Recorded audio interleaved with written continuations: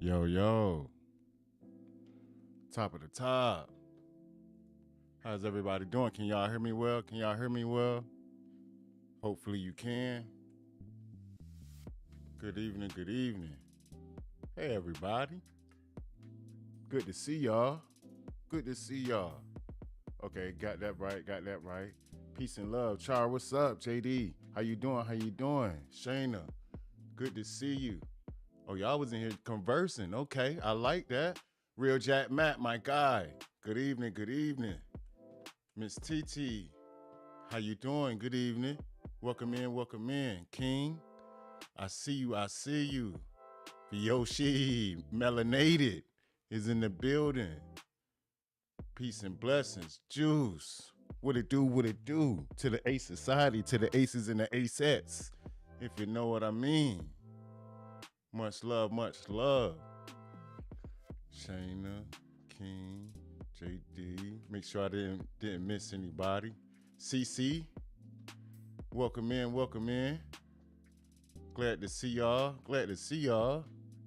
We were just over at the bros, getting it in. How we get it in, slowly but surely. They was had me over there dying. Willis was over there.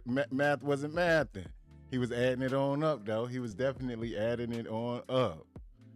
Much love, y'all. Much love. I appreciate y'all for being here with us. Tonight we got another good one on our hands. Y'all know we usually run the short form everything. This one, the body cam. This one is called I think I'm going to title these segments the interrogation room. Slowly but surely. So once I figure out the rigmarole of such, then we'll get it locked on in. Glad to see y'all. Man, hopefully y'all can hear me well. Appreciate that, Shana. Yeah, she's doing well. She had some throat issues. She wasn't feeling too good. So I had to, get into daddy mode and get everything squared away. Slowly but surely. But yeah, she's doing a lot better. She's knocked out right now. Like she's all the way knocked out. All the way. She had a long day today. Peace and blessings. Yeah, the baby ASAT. Yeah, the baby ASAT is doing okay. Hey Trisha, good to see you, Miss Trisha. How you doing? Peace and blessings all around the world. All around the world. Good to see you. Good to see you. Much love. Much love. I'm glad to hear that. Yeah, Shane, I appreciate you. I appreciate y'all. Yeah. Daddy mode, the biggest thing for me in life ever. Fame, fortune, none of that matters about anything. Me being a father is my best attribute that I can say. That puts a smile on me. That puts a genuine smile on me. I mean, I love y'all. I love y'all too. I love y'all too. Definitely.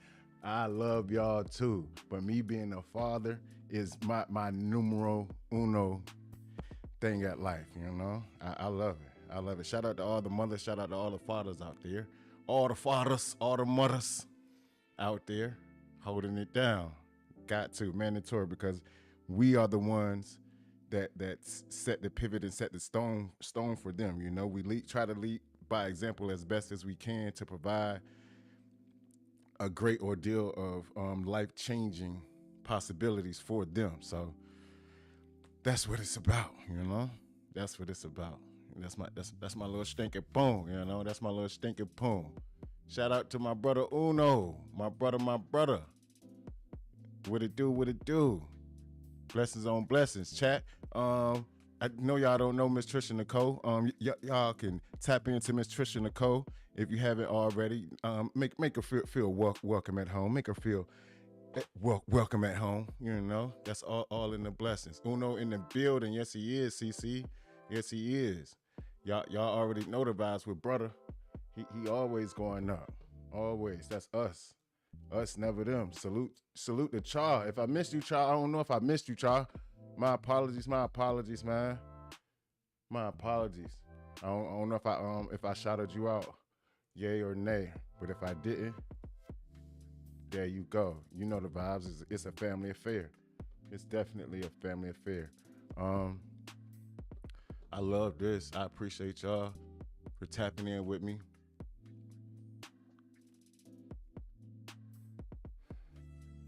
Cold-Hearted Kids is the name of tonight's, I would say, episode, because, you know, being a parent can go a long way, but sometimes we don't know what our children are doing behind closed doors at an all-time high rate. So with that being said, we're gonna definitely find out and see what's going on with these kids right now, because the parents are slowly but surely finding out what they had in store, but they did not know. Want to make sure I get everybody's comment right quick. Tap in right now. I always wanted a little princess to spoil rotten. I got 3 handsome boys though, so I can't. Yeah, hey, Juice. See, and the thing about it is, I have all girls, Juice. I got all little A sets. You know what I mean? I got all little A sets, Juice. All little A sets. Oh man, definitely. What it do? Yeah, and they my princesses, man. They definitely are my princesses. Love them. I don't know what I would do without them. Without them at all.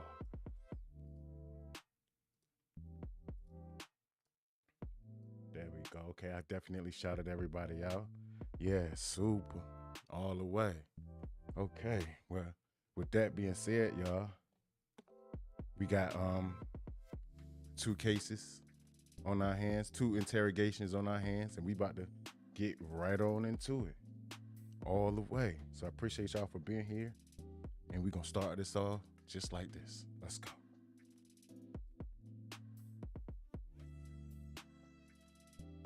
I just want to go to the shower. Okay. And I was really scared. That's okay, son. You were scared. You didn't want to go to jail. This is the exact moment that the mother of 16-year-old Nicholas Lindsay realized that her son is a killer. Nicholas Lindsay killed a St. Petersburg police officer when he was 16 years old. And now all she can do is watch as her son is sent to prison. Nicholas Lindsay Jr. should spend the rest of his days behind bars. Why?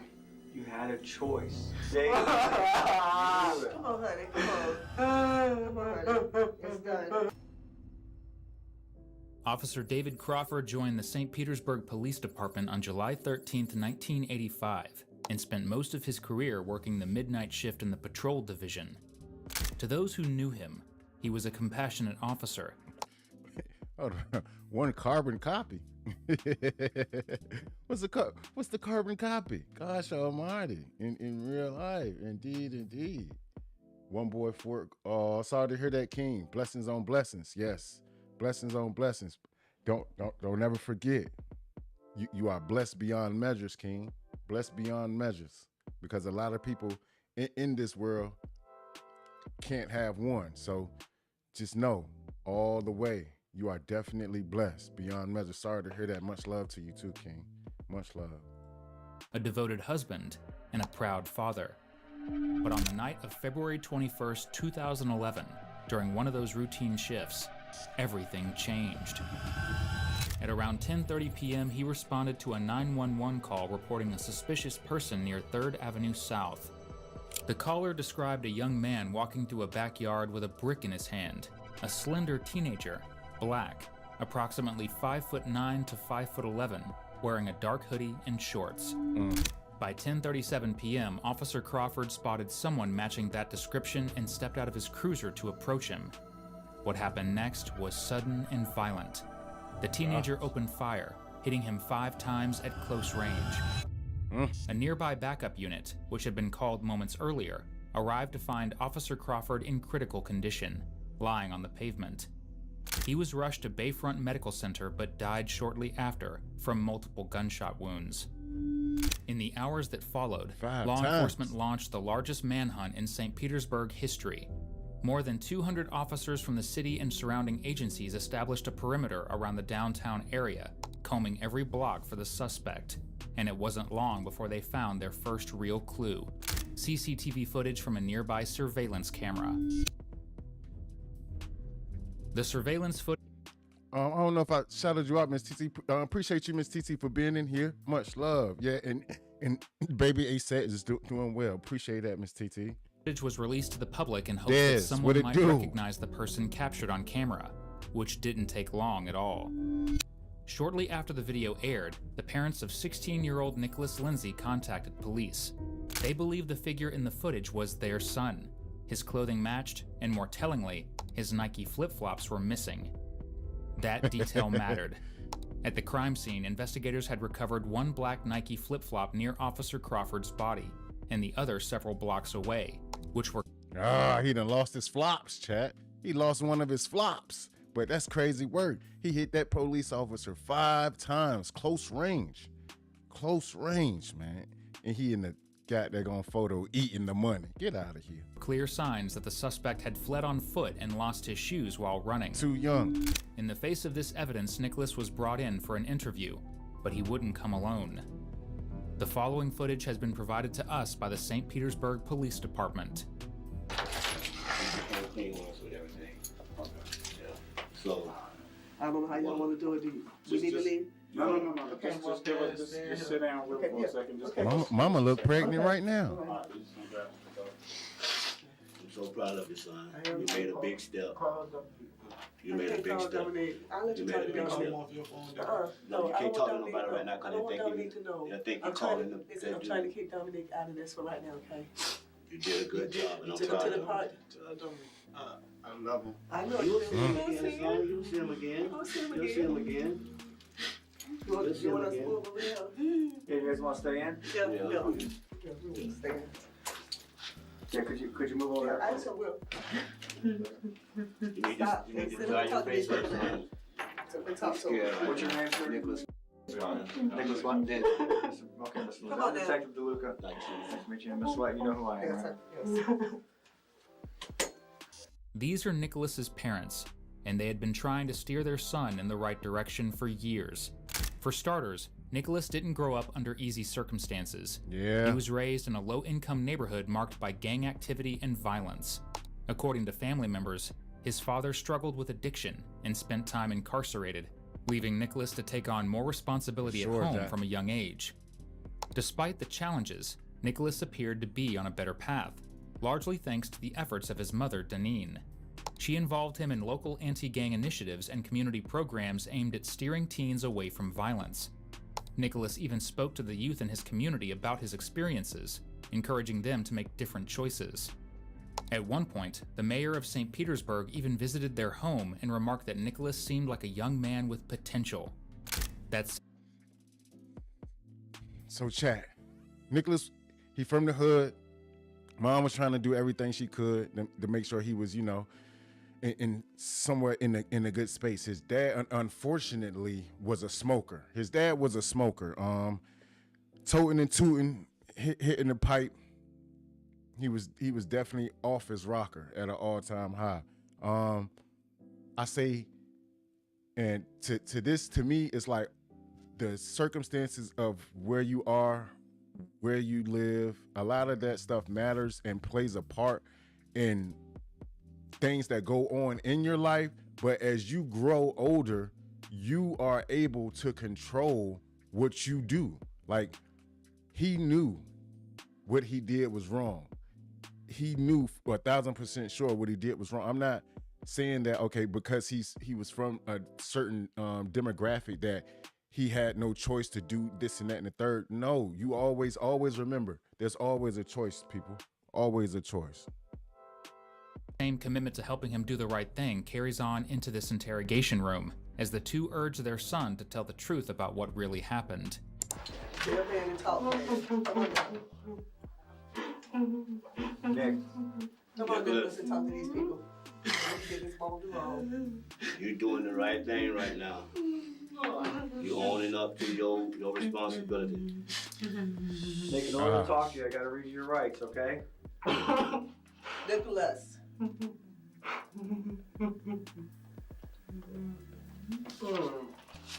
all this. All right, you ready? Yeah. What I'm gonna need you to do is answer yes or no when I ask you the questions. Nicholas? Yeah.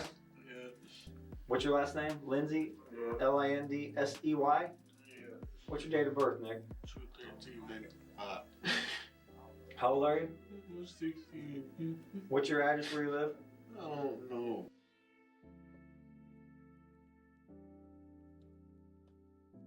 Oh my God.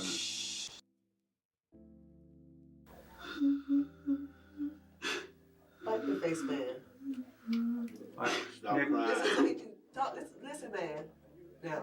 Son, you need to be a bigger man than that Listen, now. come I on. need yes or no to these, okay, Nick? Yeah. Are you on any some prescription drugs? No. What's that? No. No. Alcohol? No. Illegal drugs? Yes. What have you taken? Are you talking about as in pills wise? No. Have you spoken? Illegal. Are you smoking Illegal. weed? You done anything? You done anything? Yeah. What'd you do? Smoke weed. How long ago? Yesterday. So right now you're not under the influence. You know where you're at. You know who he is. You know. Yeah. Okay. So you haven't smoked weed for 24 hours then? No. Okay. So the answer to that question is right now you're not under the Okay, influence. son, stop. What's the last grade you completed at school, Nick? Ninth? Can you read? Talk. Yeah. I need you to say it out so I You can need to see. hear it out loud, son. Yeah. You can write Yeah. and you can hear me You okay? need to change that attitude, son. Alright, today is February 22nd, 2011. Yes. I'm Detective DeLuca. The time now is approximately 9:42 a.m.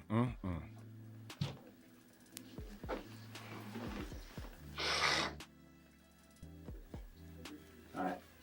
And I need to He's sitting there, chat, letting all his emotions go now.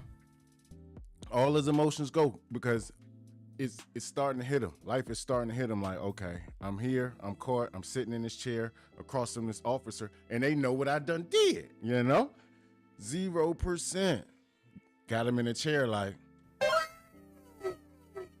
nah, Bubba. Nah, you'll be okay. Slowly but surely.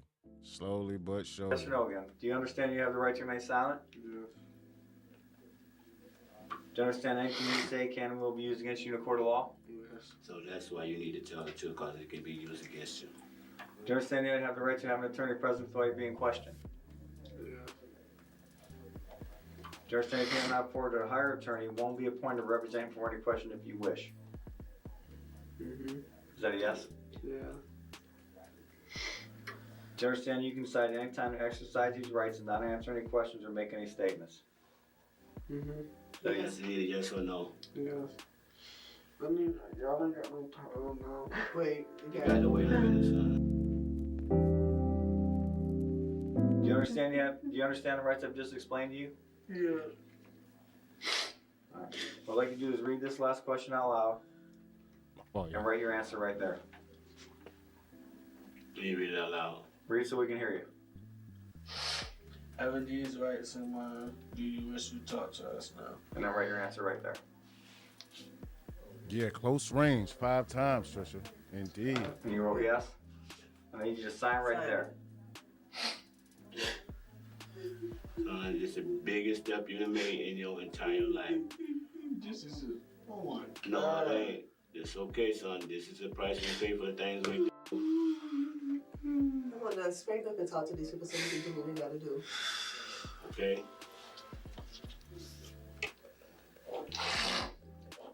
You both sign that too, please. Before detectives begin questioning Nicholas Lindsay, they obtain a signed Miranda waiver, including signatures from both Nicholas and his parents. In Florida, police aren't legally required to have a guardian present when interviewing a minor, but the interrogation must be conducted fairly, and in serious cases like this, where a juvenile is facing a capital charge, having both parents in the room serves an important purpose. Their presence, along with their signatures on the Miranda waiver, helps ensure that Nicholas's statements hold up in court. Tell us what happened, Nick. Moving. I remember that, sorry. Okay. So just to let y'all know, it varies from state to state. Now, that in Florida, they don't, I guess what you heard from them, they don't legally need a parent to be in the room to question an underage minor. But it's not where you're from, it's always where you're at. So got to know your laws from state to state. So, Y'all All right. You need to give names now. This is time. I'm finna about to one of the boys now. Coming out. You need to talk up. Talk loud. You like you wanna get a stolen? I'm like, yeah. So, yeah, fly here. You go with you jumping off at the AAA building.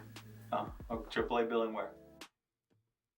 Welcome in, Looter. No, okay, I catch you up right quick, Looter. I can catch you up right quick. Yeah, Jay, he said the Cinderella cop killer, cop unaliver. Indeed. The young man Nicholas, 16 years old, he was out and about, strolling around, you know, in his flops, and ended up shooting an officer 5 times close range and unaliving him. And he ran off and he left one of his flops behind, one of his Nike flops behind. And that's the story.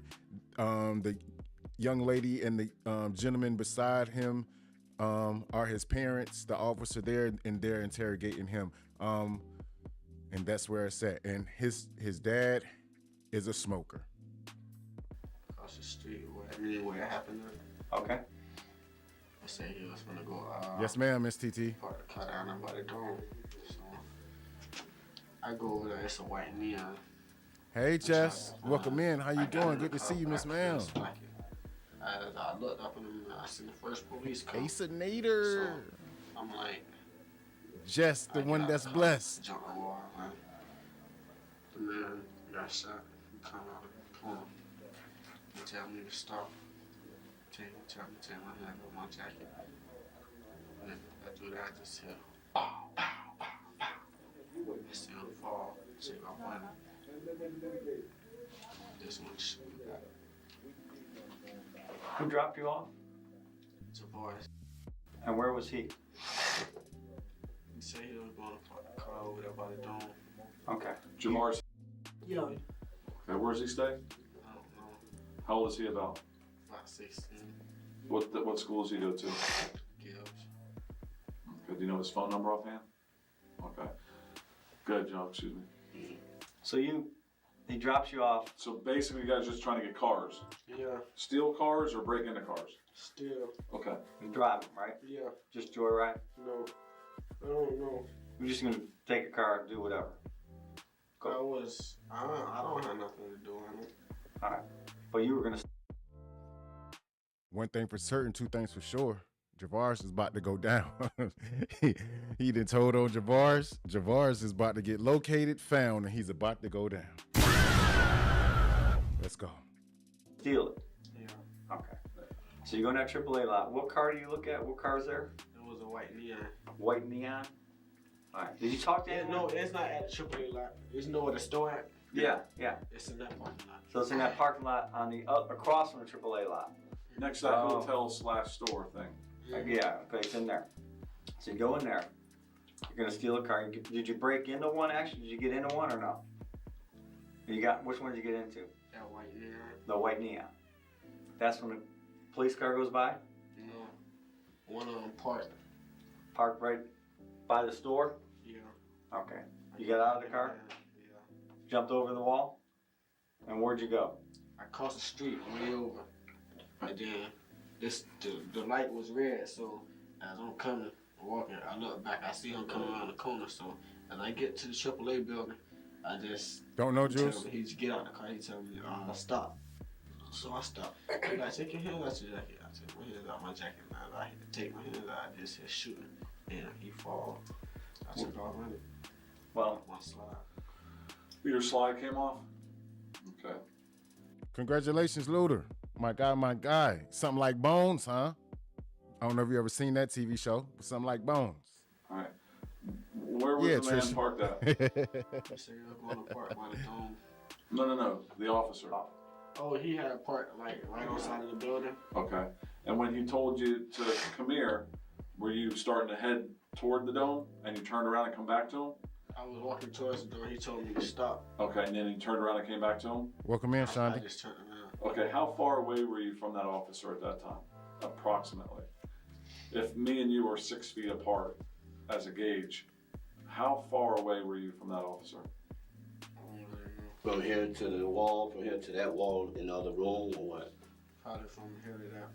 To when you walk in, when you first walk in. Okay, that's about 20 feet. I'm not a scientist, but that's about 20, 22 feet. And he walking toward me. And he tells you to take your hands out of your jacket? Yeah. Okay, what kind of jacket you got on? I had on a black jacket. Did it have a hood on it? No. Go ahead. I had on a black jacket, bro. You sure it was black? Oh. Huh? You sure it was black? Yeah. Did it have a hood on it? You know how like the gray one is that I was wearing? It's kind of like that. When the officer asked you to take your hands out of your pocket, did you take your hands out of the pocket? Yes. Okay. And you were facing them? Yes. Okay. And you say you're about from here to that door? Yeah, right there. Not this door, the other door? Okay. And where did the shots come from? I don't know. It's just, I just heard it, and then when I heard them, I just took off running. You went out of your slides? Yeah. Okay, chat. So he's saying that he doesn't know where the shots came from. He's saying that he was there on the scene, but don't know where the shots came from. He doesn't know who did it. He just know he ran and left one of his flops.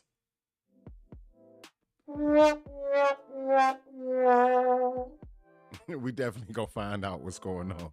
Let's get to it. I came out of one. Appreciate y'all. And one of them stayed on my feet.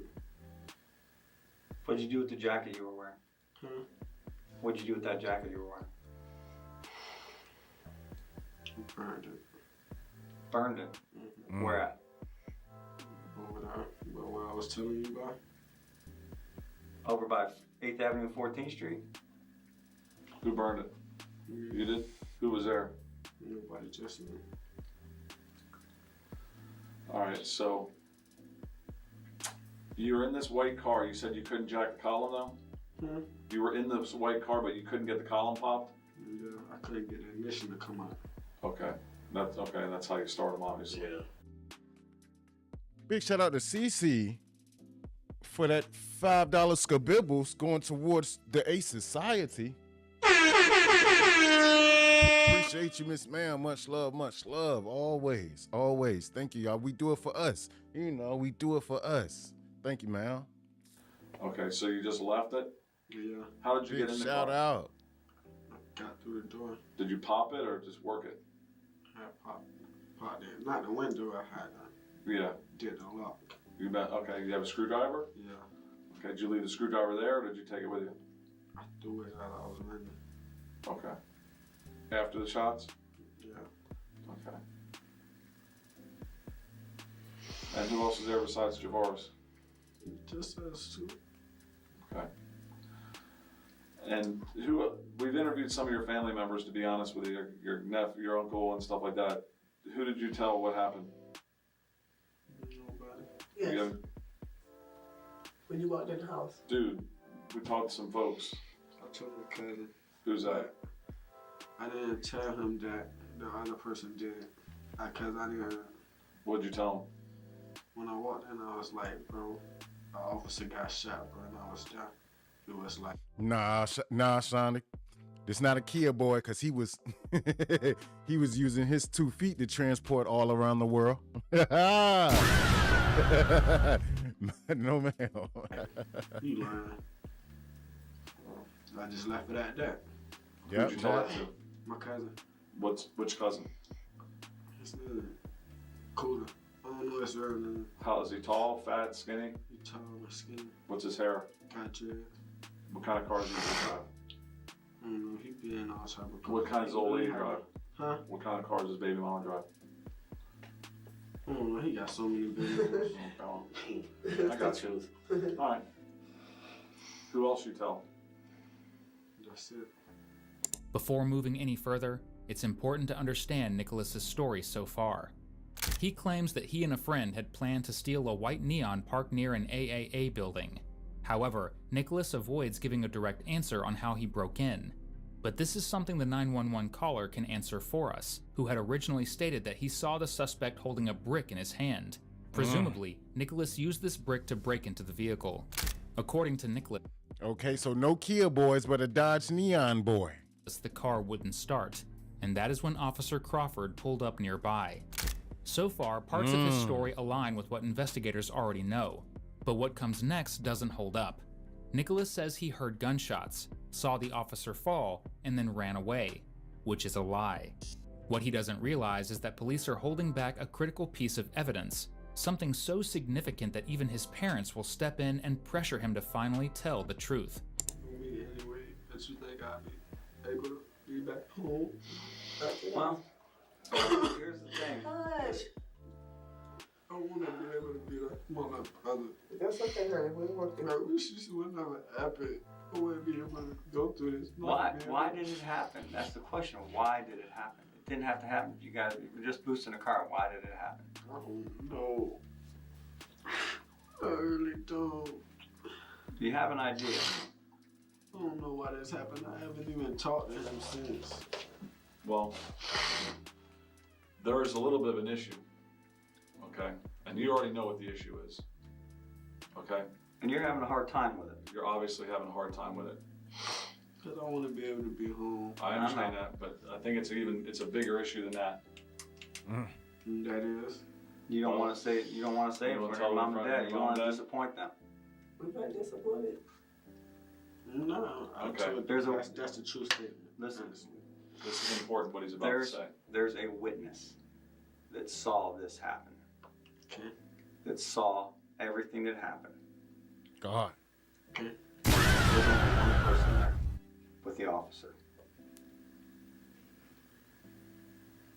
So with your parents here, we'd appreciate the whole truth. And there's a reason why you did what you did, and he needs to know it. It jumped off quick. We know that. But there's Officer said he needs the whole truth and nothing but the truth, so help me God. I don't know if he's gonna give it up too easily though. I don't know. I mean, he might. He just told him that he got a witness. Let's see how this works out for the young foot soldier. a reason Scared? What? Tell us what happened. You're trying to boost the car. You're right. The officer told you to wait up. You turned around. There's a witness that saw the whole thing. Tell the truth, son. It doesn't matter. Just tell the truth. Just say it, son. That's why we tell you, don't lie, tell the truth. Just go ahead. And it came too far to turn around. You know, put yourself at the scene, so you might as well go ahead and tell it. We still gonna be sitting right here.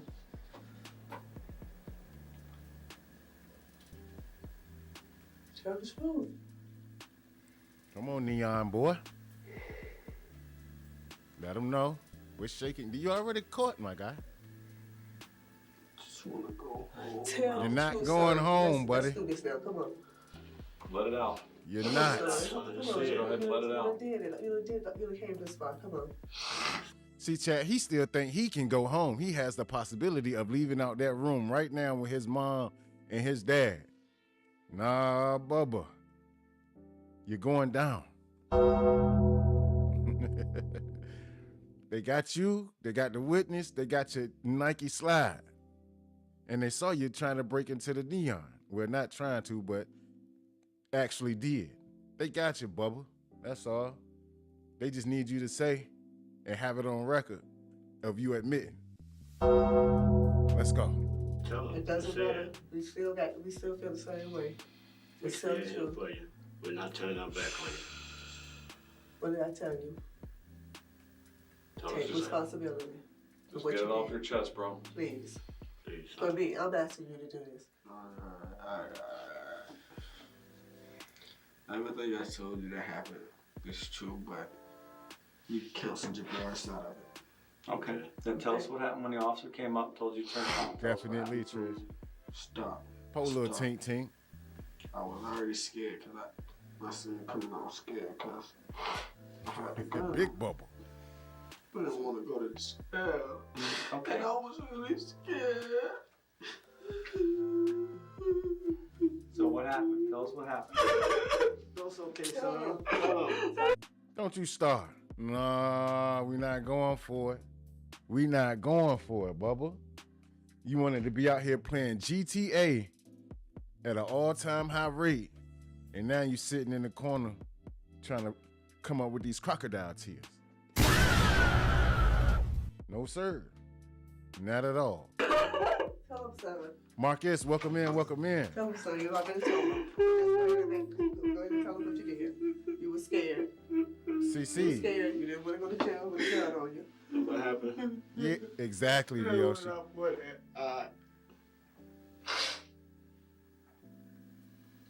You pulled it out. Come on.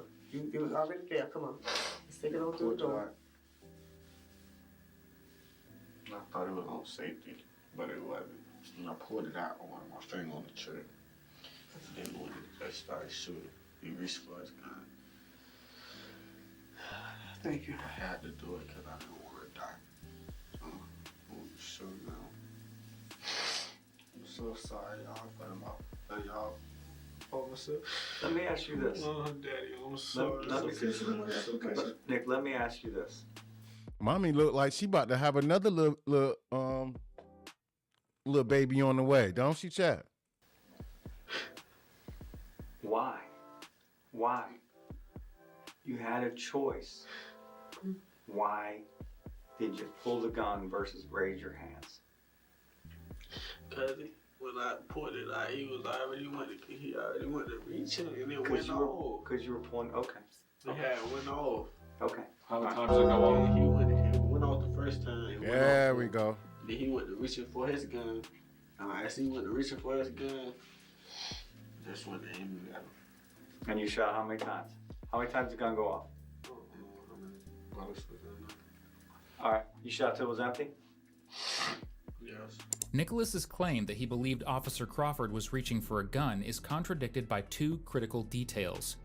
First, evidence from the scene indicated that Crawford was reaching for a notepad, not his firearm. Second, he wasn't wearing a bulletproof vest, making it unlikely he would have initiated any kind of confrontation, especially one involving a firearm. Where's the gun? I don't know. Where? I was on the interstate. You could show us the area? About? I was on the interstate. I know. We put you in a car. Can you show us where you threw it? About where you threw it? I mean, you might not be able to, but I gotta believe there's an area that you could show us. No. No. We'll go there. You will take you there. Yeah, sir. Did you get nicked at all? Did you get nicked by gunfire at all? Tell me the route that you ran. Oh, and real quick, I'll be honest with you, and you've been truthful. That's you on the video. When you walked by my desk, you had your hands in the pocket the same way that video was. You feel me? Said you saw it. You know? Yeah, Vyoshi, he unloaded the clip, but the clip, well, he shot him 5 times. He unloaded the whole clip. Only a 5-piece. I just want to be able to see my family. So Here, you're gonna see Nick. us. Bubba. We're here right Your now. family's right here, right now. That's all that matters, honey. You're sorry. You're sorry. You did it. Nick, you knew the day. Come on, honey. Come on. Come on, honey. It's done. What's done is done. You know, one thing I was wondering is which route he took out of there. Did you go past the flat place and through the Tropicana, or which way did you go? Over the overpass? Over the catwalk? No. Well, tell them which way you went. I jumped across the interstate. You jumped over the interstate? Yeah. Where'd you go from there? I laid in a Bucket Street thing. For how long? Police was coming. I waited for the 2 cars to leave and There was 2 cars there? it was 2 cars and I didn't pass with the lights on. I just hid. How long did you hide? Till they go. Did you get in the water? No. Okay, just down in the gullyway? Yeah. Whose house did you go to after that? Home. Straight home, or did you sit more in the park? Or Straight home. We got a black hoodie. Did you throw that off? You take that off? He said he burnt it. What'd you do with the black hoodie? Burnt it. Okay. how close were you when the gunshots went off between you and the officer? Be honest. I think you were a little bit closer from here to there. How close? Probably from here to halfway in there. Halfway in there? Yeah. So about 12, 15 feet or so? Yeah. It's okay. It's okay. It's okay. We know. you're sorry. It's I know okay, you're baby. sorry. We love you. We love you. We just want you to tell these people the truth. Credit where credit is due. All Nicholas's parents want for him is to be truthful and take accountability for what he has done, even if that means they never get to see their son again. Shout out to the parents, because because I know for a fact it's a difficult thing to do to turn your child in, you know, and not having the possibility of never seeing them again on the outside, because I know they're going through a world of stress and a world of trouble also, you know. So, but this young man was outside terrorizing. He was outside terrorizing. He's only 16 though, chat. He's only 16. When all in all, he should have been playing football, basketball, doing something with himself besides trying to be a neon boy, you know, a Dodge neon boy, breaking in with a brick. Car didn't start. Officer pulled up on him, and then he shot that man 5 times.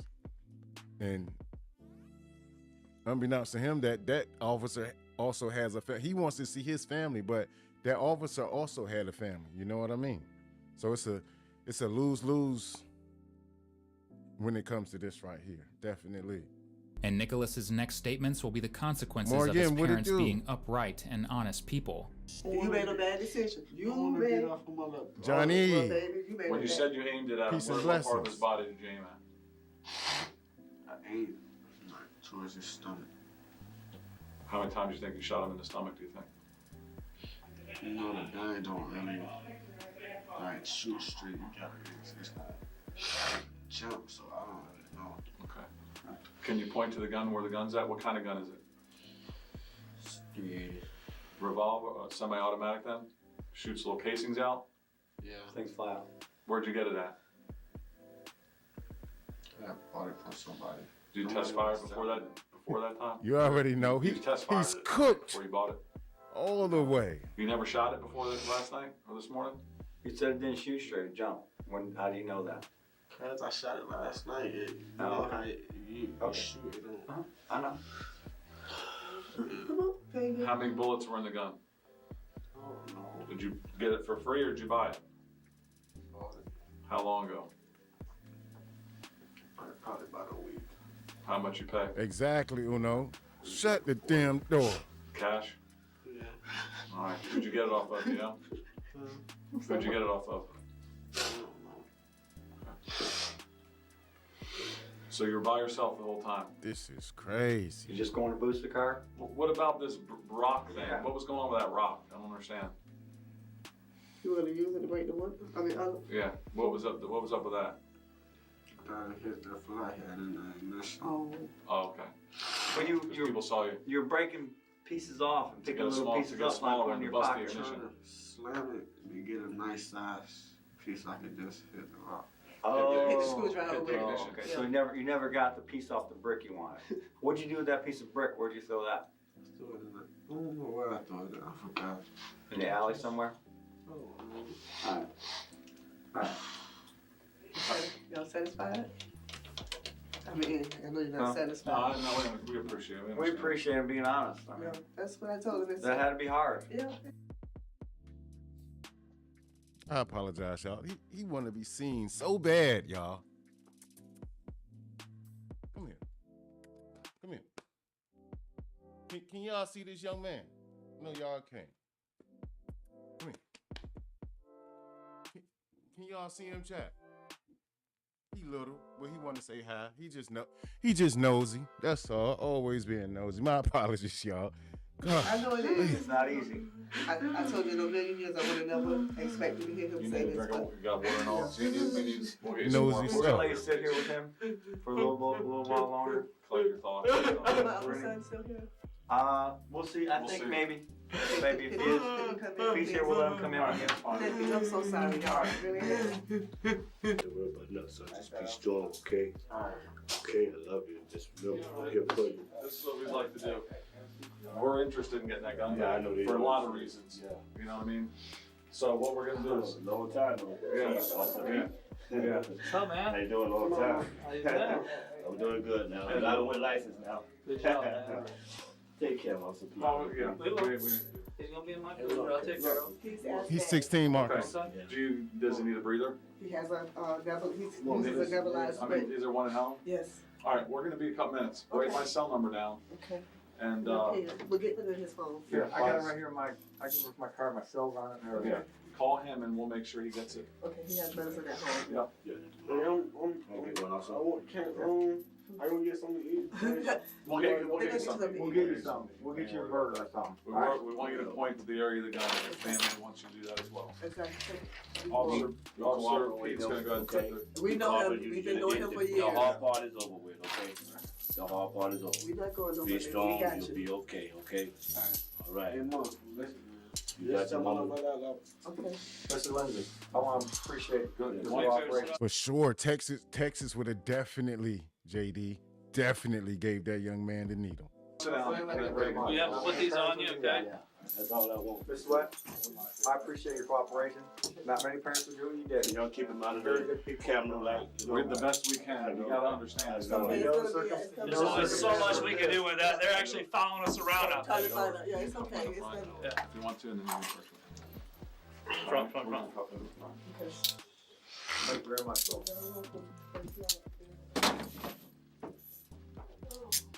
Okay, just step out here, I'm gonna search you. Nothing on you? Nothing in your pockets? Go. We want to go. They're good. Ride or? Then you ride? Yeah. Hey. Just this? Yeah, Hey, get a penny in his pocket. Here, Can y'all get that number for me? We're gonna get it. This is no good, right? chill, get that to mom. Life going down the drain too soon. Only 16 years old, chat. This man is only 16 years old. So we don't have to worry about a This is single no dime. good, right? Hey, Dr. Steve, you got a dime. I want to give mom a dime. That's pretty much all. Yeah, I've been thinking that. Yes, I'll take him down our cruiser, which is at the rear, right, Peter? Right Yeah. rear? Yeah. Yeah, this only the beginning, Vyoshi. Nick? Ultimately, the gun was never found, and Nicholas was taken into custody and charged as an adult for first-degree murder, leaving his parents devastated. During the trial, both parents took the stand multiple times, describing the emotional toll the case had taken on their family. On behalf of me, my son, and our entire family, I don't know if he was smoking those rocks, Vyoshi, but they say his dad was definitely a smoker. to our deep sorrow, sympathy to the family and his colleague that he worked with. Hope it wasn't like father, like son. No son that it happened. During Nicholas's trial, his defense team leaned heavily on his age since he was just 16 at the time of the murder. They argued he lacked the maturity to fully grasp the consequences of his actions. But the state saw it differently. Prosecutors emphasized that Nicholas not only shot Officer David Crawford multiple times, but also tried to cover it up by burning his clothes and lying to police. On March 23, 2012, Nicholas was sentenced to life in prison without the possibility of parole. And before his family never saw him again, his father had one last request to make. Yeah, I can't do that.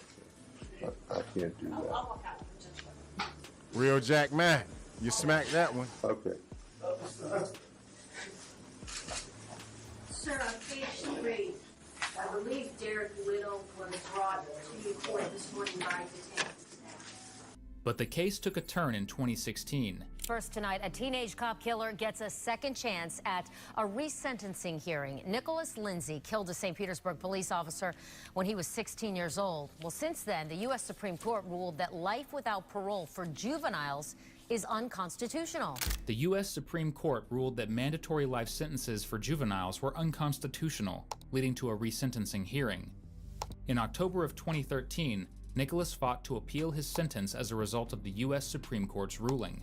He and his family were hoping for a lesser sentencing, but were instead devastated by the upheld sentence. In 2017, after yet another attempt to get his sentence reduced, Nicholas's sentence was upheld, with his next review taking place in 2036. By the end of it all, two families were left shattered. Officer David Crawford left behind a wife and daughter, and while Nicholas Lindsay's parents still have a son, they may never see him live life as a free man again.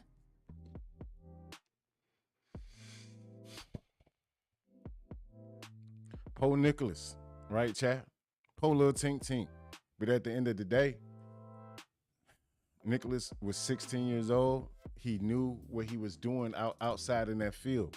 He knew what he was doing outside in that field. And, you know, you have to take responsibility for your actions, man. He knew right from wrong. And he definitely knew that it was wrong for him to take that firearm, aiming at that officer, and release those 5 shots into that officer's body, you know? It's a lose-lose situation. He's losing his life. His parents are losing their child. The officer lost his life, and his family members lost, if he was a father, uncle, cousin, brother, whatever the case may be. And that's the way that goes. So, like they say, the young man is cooked, definitely cooked. Should have known better. Should have known better. And he doesn't have another hearing until 2036. So another 10 years from now, they won't even be, thinking about him. So another 10 years from now, he'll have another hearing, and that'll be his jit stuff, what's going on. That was crazy work, chat. That was definitely crazy work. 16 though, y'all. God. And his mom was in there looking like she was preggo. They already said his dad was a smoker,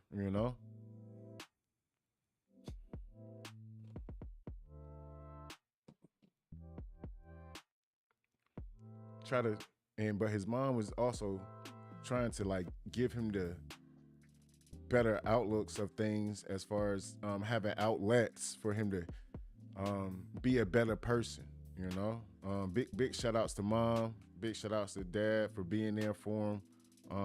You could feel the pain in the courtroom by all parties. So big shout outs to mom for trying to make her son to be a better man, given the circumstances that he was put in, Big W's for mom.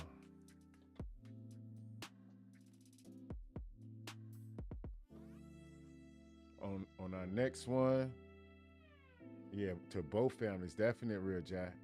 Tink Tink in the clink clink. Yeah, Luda. Tink Tink is definitely in the clink clink. Too much sauce. Too much sauce.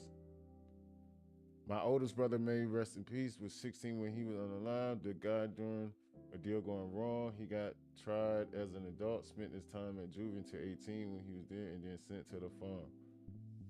Gosh almighty. Rest in peace to brother, Juice. Rest in peace to brother. All the way, big way. It's so many family members, friends, everything that I could speak on, slowly but surely. This YouTube thing is new to me, so I wouldn't even know how to go about, getting into the aspects of, but I've had so many timeless situations like this go on. So as we grow, slowly but surely, I'll be able to adjust and everything. So it'll be okay, slowly but surely. But big ups, rest out to your big brother, Juice. Big prayers to you, man. Big prayers. Yeah, that's real tough. Tore the family apart. Yeah, no problem, brother. No problem. Next up, we got another one for y'all, chat. I don't know if this one gonna be as good, but hopefully it's a good attention grabber for y'all. Let's go.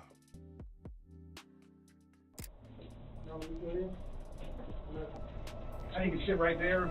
Walking into this interrogation room is 16-year-old Bakari Williams and his mother. Mere seconds from now, Bakari's mom is about to be handed down a devastating revelation. How old is he? 16. And I walk out and you don't want to say anything, but do what's right. Bakari's mom has just realized that her son's life is over for murdering 19-year-old David Lyons. But this crime is not that of Bakari's alone. It's that of 3 ruthless teenagers. Over the next several hours, detectives will now begin to comb through each one, through snitches, terrible lies, and surveillance footage, getting to the bottom of what happened to David. Let me explain something to you, okay? Welcome in, self-love. Welcome in. And big shout out to the chat. Big shout out to y'all. Friend, this is a serious deal. You're talking about murder. You're talking about the crime of all crimes. Terrell, are you the shooter? On April 20th, 2020, police in Florida were called in reference to a shooting that occurred in the middle of a residential street. When they arrived, they discovered 3 teens standing over the body of another, 19-year-old David Bartholomew Lyons, who had died from a single gunshot.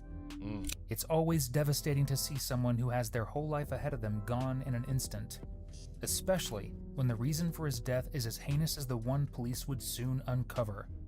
Because, though his 3 friends that had been traveling with him proclaimed innocence, that wasn't the case. And the date, 4/20, has a lot to do with it, if you catch our drift. First, police spoke with 16-year-old Bakari Williams, who was one of the boys at the scene. Because of his age, his mother joined him, which isn't the saving grace he was probably hoping for. First and foremost, I know you went through a horrible thing that somebody your age should never, ever, ever see in their lives. This is a crappy thing, and I'd like to tell you that it's going to get better anytime soon, but it's not. You're going to remember this for the rest of your life, and this is going to hurt. Okay? I don't think that anybody 18 years old should be a victim of this. Okay?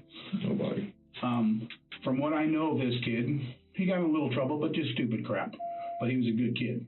That's everything I've heard. Is that this is a good kid. I know his mama very well. So here's reality. Here's the truth. Okay? This kid has got beef with somebody, somehow, some way. And the only way I'm going to find out who, because I can't ask him, is from you guys.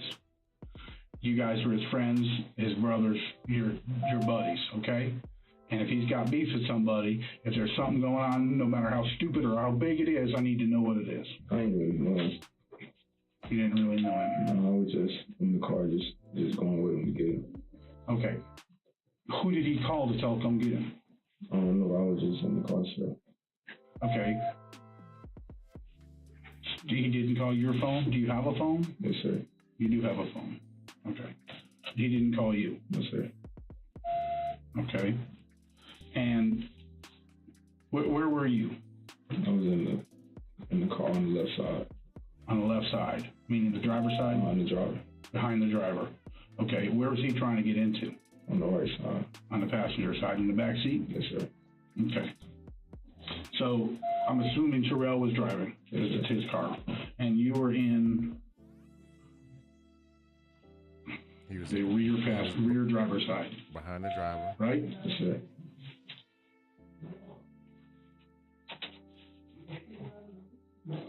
Okay. And where did you get picked up from today?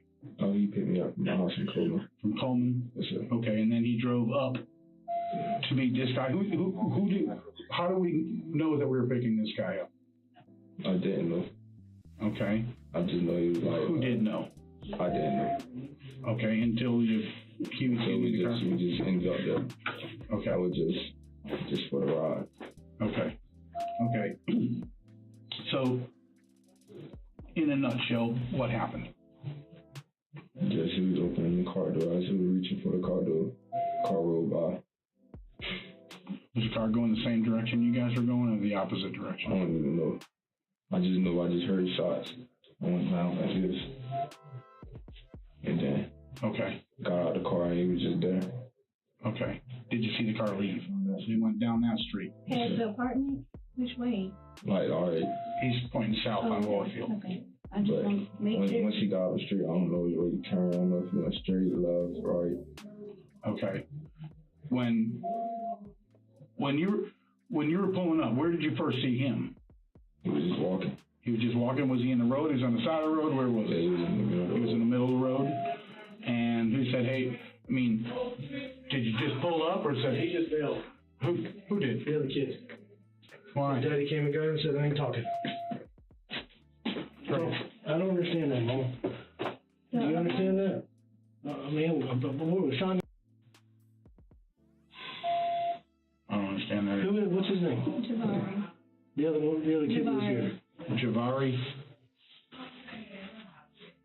I don't understand that thinking.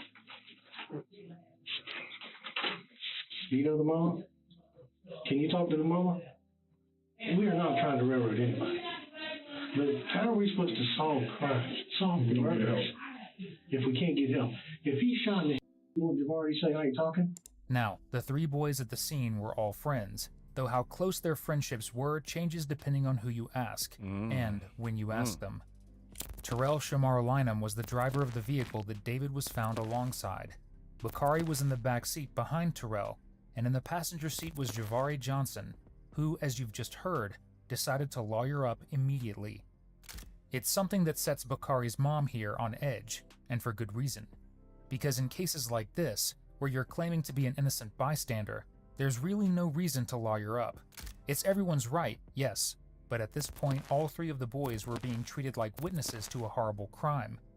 While Javari refused to talk, Terrell, the driver, had his own retelling of events, one that matches Bakari's a little too closely, though he does have a little more heart.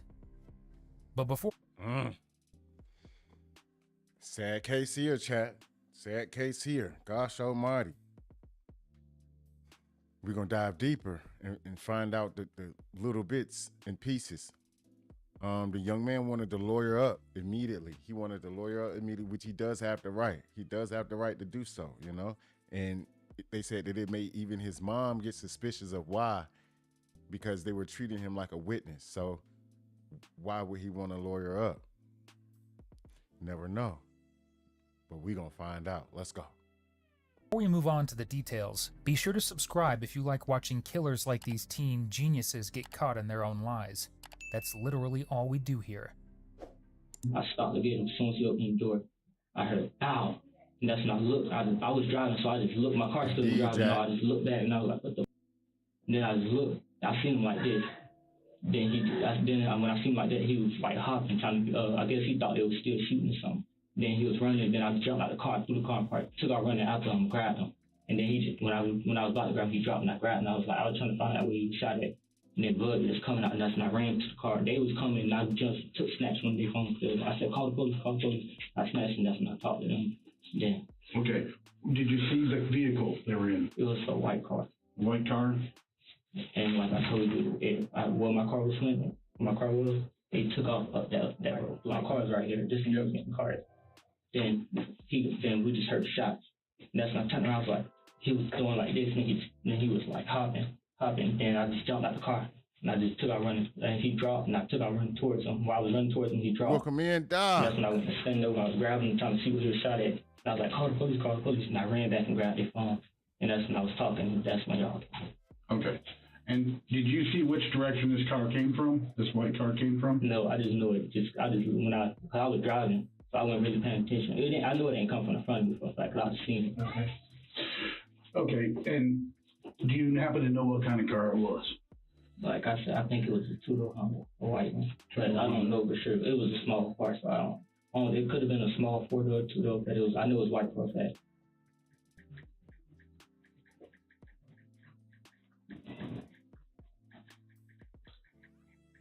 You don't know if it's two or four door, but I know it was white for a fact. I'm thinking it's a two-door. Did you notice the windows with a dark tint? I was a pen tint. Okay. All I seen was like the car take off after it happened. Okay. Do you see how many people were in it by chance? The windows. I don't think the windows was down. Or none of that. Okay, but you couldn't tell. No. Could you tell who did the shooting? No, I was just too focused on who shot, what the bullet was. Because I heard it, but I was like, I couldn't believe it. So I looked, turned around, and I was like, what? And then that's when I seen him. That's when I looked back, the car was still rolling. And then I just threw it apart and jumped out and took out running. Okay. This is difficult, but I need you to tell me the 100% truth. Okay. Yes, sir. Does he sell? I don't know. But there's a chance. I'm keeping. You know what we're talking about right now? Yes, we're talking about, in terms of crime, a murder is the Super Bowl, World Series, WWE Championship. All that. Nothing else. I know, like he got in trouble for it. Parents before. Because no matter what you say, he's not in trouble. Yeah. He did. Yeah. It's a chance. And it could be motive for the reason this happened. Yeah. So everything about this is only gearing towards who to put him in jail, whoever did this. Okay. So you know that's how me and him started going to the same school. Because we started going to South Central. He got kicked out of he got his parents. Y'all were getting. I don't know. Hey, chat, is it me or are they not expressing any type of, emotion that says, hey, this was my friend that got into this altercation and he's no longer here? I don't know. Not even understanding what's going on at all. Crazy word. Crazy word. Play, welcome in. Good to see you, Miss Mel. You better lawyer up, JD. That's what they better do. Stories all conflicted. We're gonna find out what's shaking now. Let's go. Together to hang out. Again, you are not in trouble at this point. Neither are your friends. And we're not trying to indict someone. Is the possibility that y'all were going to do some drugs today? No, I don't. No, sir. I don't know. No, sir. I'm not asking because I'm saying you do. I'm asking because that's what I understand. I don't smoke drugs. What about your partners? Yeah. Okay. Is there any chance they could be meeting him to buy? No. Like They're just friends? Yeah. Okay. All right. And because I don't want to play like that. Like if it was some drugs in my car, it's because they put in there. But I don't play like that. No, I'm saying like if he had something, I don't know. I don't care what we find in that car. Yes, sir. I'm trying to find anything involving this murder. Yes, sir. I don't care if I find. If it involves this. He worried about the car when he should be what's in the car when he should be worried about his so-called friend getting his taco smacked. I worry about it, but I don't worry about putting it on somebody. I worry about it connecting me to whoever did this. Okay. So far, everyone's stories largely match up.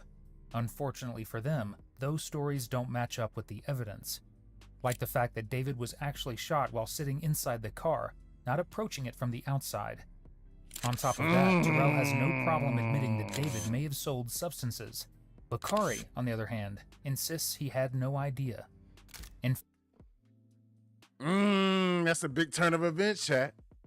That's a big turn of events. Evidence shows that he was hit from inside of the car, not from someone outside of the car. Okay, let's go. In fact, he insists he has no idea about a lot of things, something that his mother is starting to question more and more with every passing moment of the interrogation.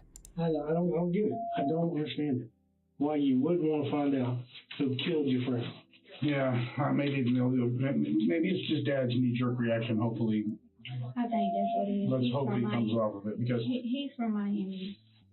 So well, if you can talk to Mama, that would be. Okay, so you're driving up this way and you see him walking. Okay, do you know if you pulled off of this side of the road or this side of the road to pick him up? Or did you just stop in the middle, or what? We just stopped like right in front of him. Right in front of him. Not like I'm in front of you, but just all right. Can I stand up? Absolutely. All right. Dude, you're not in trouble. You're not a suspect. I'm asking you for your help. Be like this, like this part in front of him, so he can walk up a couple steps and just open the door. Okay. And you didn't see this car coming from anywhere? No. Didn't even notice it, didn't observe it or nothing? No, sir. And all you saw that when it's way up here, so when he leaves, did he have to make a big wide turn or a U-turn or anything like that to take off down that road? I just know that he didn't make a U-turn. I just know Nah, chat. Young man got on those black DCs. Well, where I'm from, we call them DCs, but got on those all black Air Force Ones, if you know what I mean. If you know anything about those, you know, those some free to fight them shoes. You know what I mean? Got to make a turn. I don't know what kind of turn. Okay. I don't know. I just seen him jerk the car to the side, and I just. Was it a black boy, white boy? I don't know. Do you know what part of the car he was sitting in? Crazy word. Just seen the car. What was the car? It's a two-door Honda. Two-door Honda, and you're 100% it was a Honda? Or just a two-door car that you think might be a Honda? It was a two-door Honda. Had that little end, front end to it? Yeah. I'm familiar with the Accord. Was it an Accord? Nah. Yeah, it came in black forces. Yeah. Okay. He's a force to be reckoned with. And I told your mom I was going to ask you some hard questions. I mean, here they come. And look, I told your mama this already. I have one and only goal, is to catch the big person who pulled the trigger to kill that little baby boy. And I'm sorry, you're a baby boy too. You're young. In our world, you are. I know you're a grown man, but in our world, you got your whole life ahead of you. So that's why I'm saying that. Was he selling at all? I don't know. I mean, if you knew him, if you knew him to the. Oh, no, I didn't even know him. I ain't never go to school with him or nothing. I just moved. King says them socks looking mighty high for him to have that notoriety. Yeah, socks looking all the way up. He got on the homie socks. Yeah, the homie. But I can't tell if he has on one white sock and one black sock. If he does, all in all, he should have had on a pair of black socks with that outfit. But that's neither here nor there. Let's go. We just going. Okay. How many times have you interacted with him in the past? A couple times, 3 or 4? Like, I'll see him at I play basketball. I'll see him at a couple of my games. And, what kind of alert was that, Mr. Officer? He sounded like it's about to be 22 of him jumping out of a teeny weeny car. You know, homie don't play that, y'all. Homie don't play that. But I ain't never talked to him, associated with him. Out of the 3 of you, who was his friend? Terrell. The driver. Yeah. Did he have a swagger about him? No, he was humble. Just a calm. He didn't have an attitude. Yeah, he was chill. Because again, like you said, we're trying to figure out somebody had beef with him, and that's what we're trying to figure out what the beef was. And the only other possibility could be was they thought he was somebody else. Yeah, well, I don't know.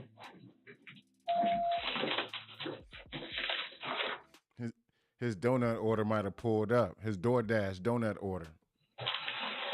He had to slide right quick. He keeps running in and out. He's trying to get this information out as fast as we can because we got about 5 agencies looking for this car now, including 3 helicopters. Can I speak with you outside? Sure. In just a minute, buddy, okay?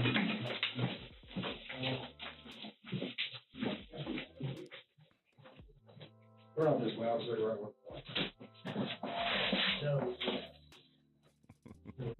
Oh, JD, Dad must know something. He take off that sleeve and throw it in the crowd. Man.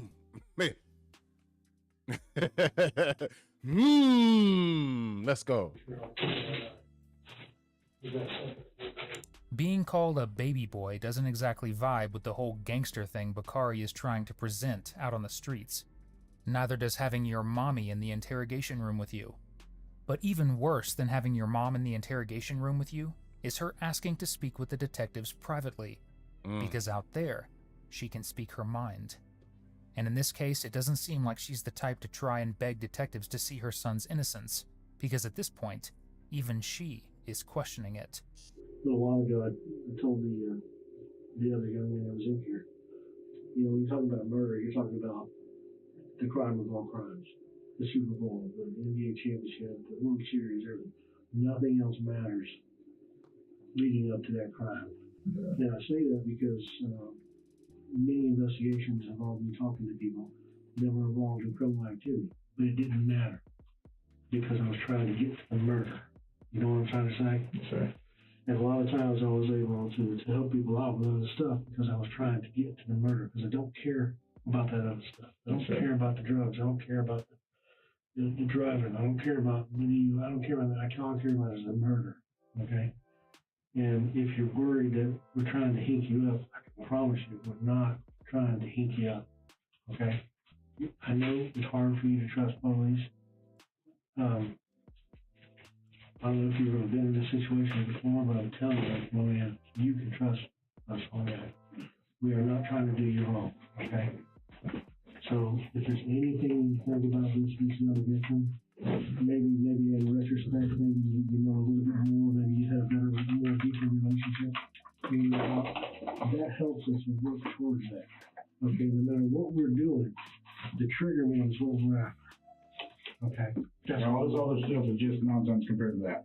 So, if, you know, have some time to sit, is there anything else you can tell me about him, or who might have had a beef? What's going on in your head, thinking about that? What situation that he might have been put in the past couple of weeks, or past month, or past few days, or past hours that would lead to something like this?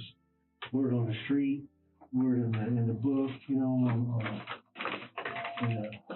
any kind of Twitter tweets, Snapchats, any girls How did involved? y'all know to pick before you? Why did y'all go to Wild? How do you even know the driver? He always be with us. The driver? I never seen him with y'all. That's because he be at work most of the time, but we be with him sometimes. Like, he ain't like all around us. We be with him just like sometimes. So how did y'all know to pick him up? I don't know. I didn't know we was going to pick him up. So how did you end up in the car? They got mommy doing the interrogation now. Gosh almighty. She stepped outside and said, we gonna get to the bottom of this, because I don't know what's going on, but we definitely gonna get to the bottom of it. Lordy. They picked you up when you were in the house? No, we was all at the party. It was like, but come with me to pick him up, and I was like, all right. Because it was just us three at the party. Who said, come with me to pick him up? Red told me to just come with him. Okay, so who told Red to pick him up? I don't know. I just went with him. I didn't think nothing like this would happen. So, you know me, man. If I knew something was going to happen like this, I wouldn't have came. Well, that's not the point. Obviously not. Obviously not. Okay, so which boy told Rel to pick David up? I don't know, man. Who was in the crowd with y'all? It was just us three. He was like... So it was us three, and nobody, it just a cloud came out. No. What happened? Conversation. Me, Jabari, and Rel was at the party. He said, call me, pick somebody up. I don't know if somebody told him to go pick him up. I don't know if... Did he get a text from him? Mama at him like... Why the fuck you lying? Why you always lying?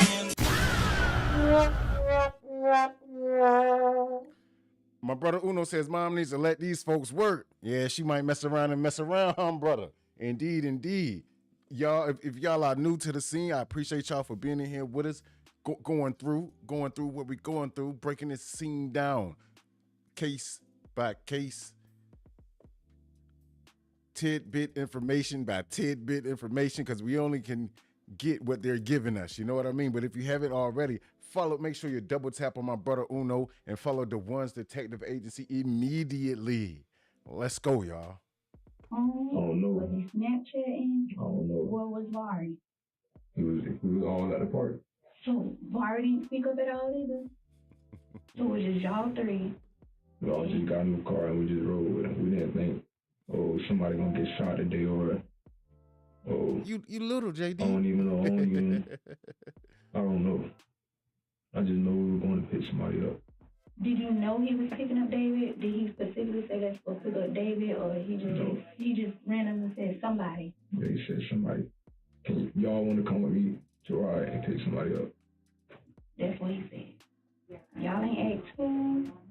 We wouldn't think he'll put us in a situation the way we got to ask who. Talk about a mother's intuition. And that's exactly what it was, Miss TC.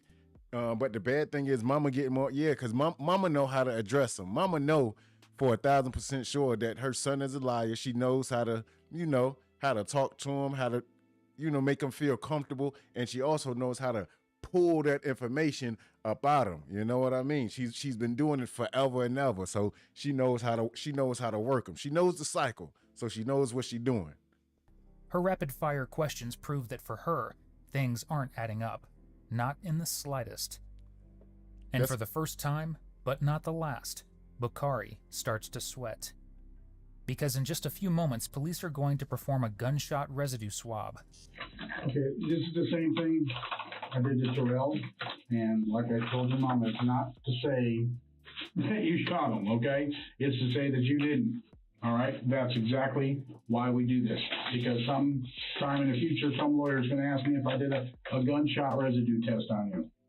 And I'm going to have to answer him no, if I don't do one. So, and that's never a good thing, especially in this kind of case, because there'll be 3 lawyers on whoever I arrest trying to keep it from. You definitely did, what. JD. So this is very simple. It doesn't hurt, doesn't do anything. That little black thing is a sticky pad.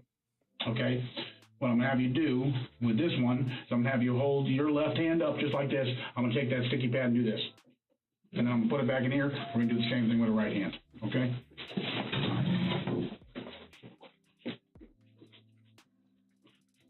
How are you doing with all this stuff? You doing all right? I don't like this. Mm-hmm. No, I don't. This is not how you want a day to go. In the least. No desk duty. Let's go. Talk to David's mom and tell her that one of the boys their daddy wouldn't let him talk to us. So. Yeah, that's horrible. I don't understand. I do understand it in a way, but reality is that boy just witnessed something horrible and obviously knows more because he is the one that got the phone call to go pick him up, and that's... That boy cooked. So that being that you said that, so Barry got the phone call for him to go get picked up. So I ain't never say that. That's the other boy told us. So how did you miss that conversation if you three there was there together? You know, always when I'm at the park, I'm not chilling. I'm playing basketball or something. I don't know what day I going on. I just know that I got in the car to go pick him up. He's gonna shoot him. Shoot an answer.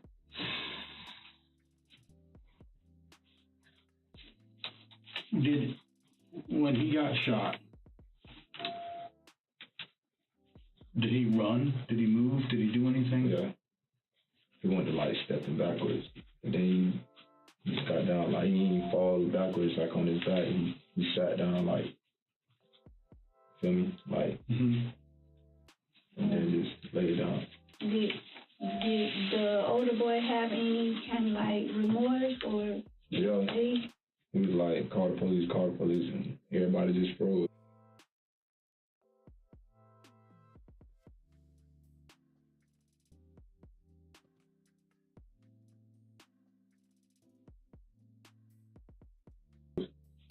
And then he got my phone, and then he called the police.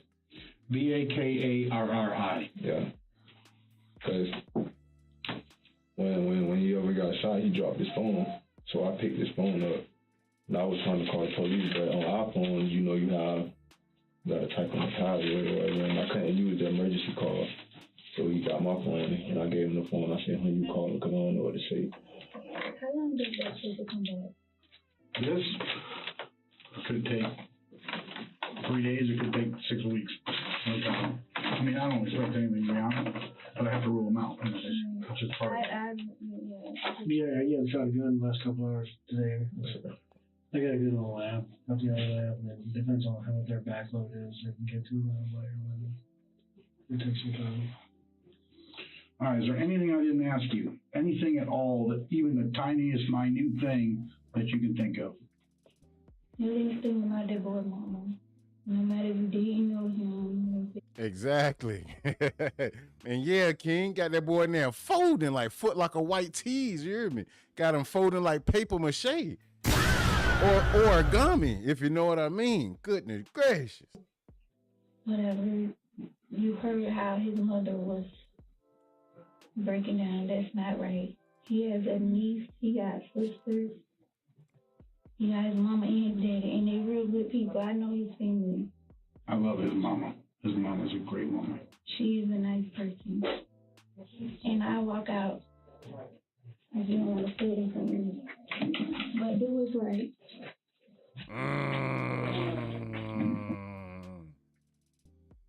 She left him on red, chat. Left him on red. She spun the chair around, didn't even look at him and said, just do what's right.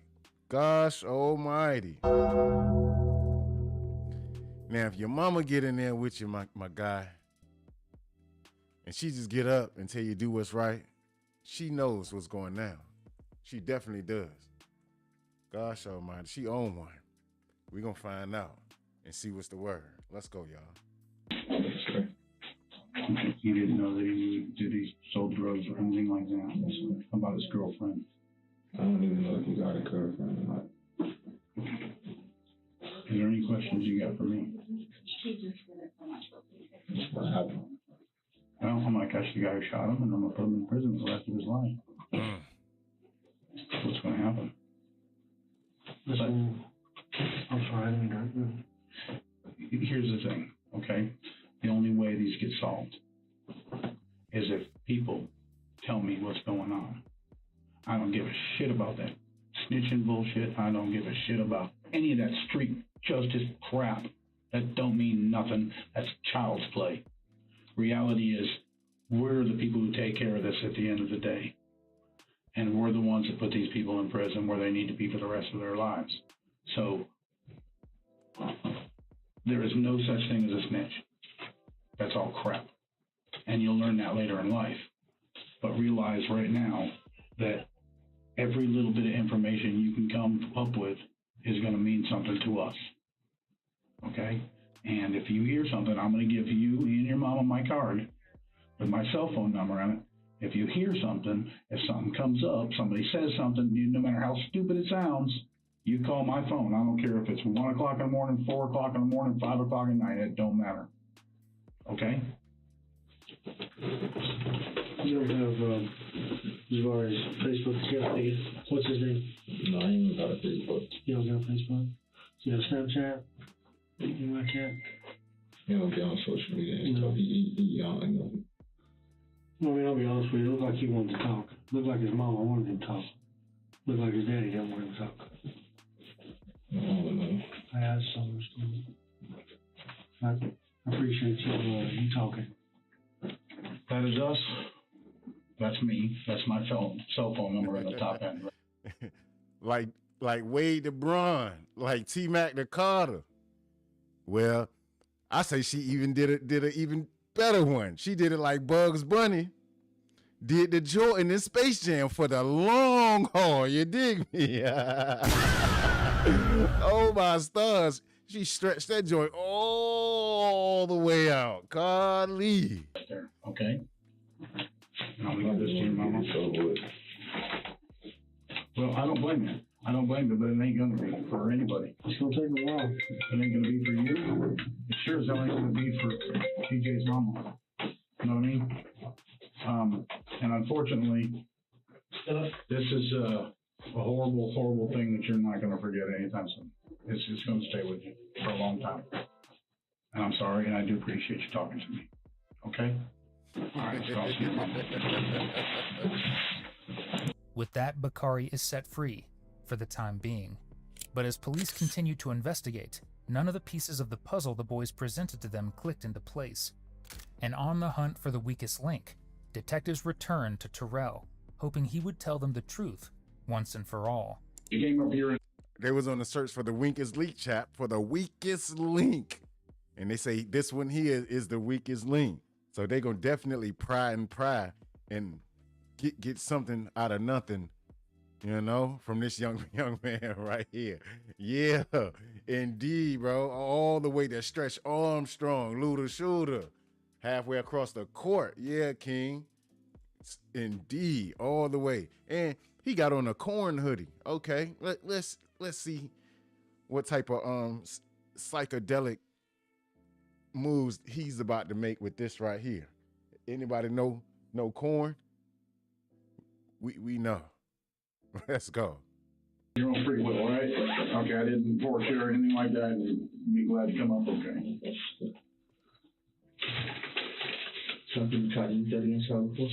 Well, there's some like rules and stuff. Yeah, there's some dumb rules and stuff that we got to follow, and it's just one of those things. All right, so give me your story from the get-go again.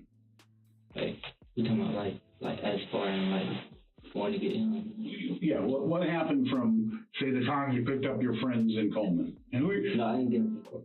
You didn't get them in Coleman? I told you when I was at DMV. Yeah. It was with my homeboy, and then it was like they wanted to rob me. Plus, we were supposed to go have fun and all that. Okay. Do me a favor. I'm old, and I'm half deaf. So just speak. Yeah, because you're speaking real low, and you're sounding kind of zesty to me, my guy.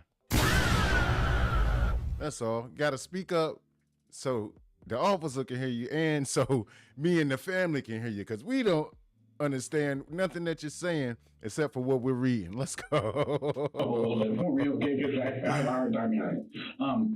So you, say it with your chest. You were at the DMV getting your car re-registered. But they didn't let me because it was like, because of Corona, it was like you got to do it in the county, got to. Okay. It's license, yeah, so. All right. And you were with somebody, or you were by yourself? I was by myself. Okay. And who'd you see there? Nobody. I seen them. Then after that, I seen them. They was over there in the area.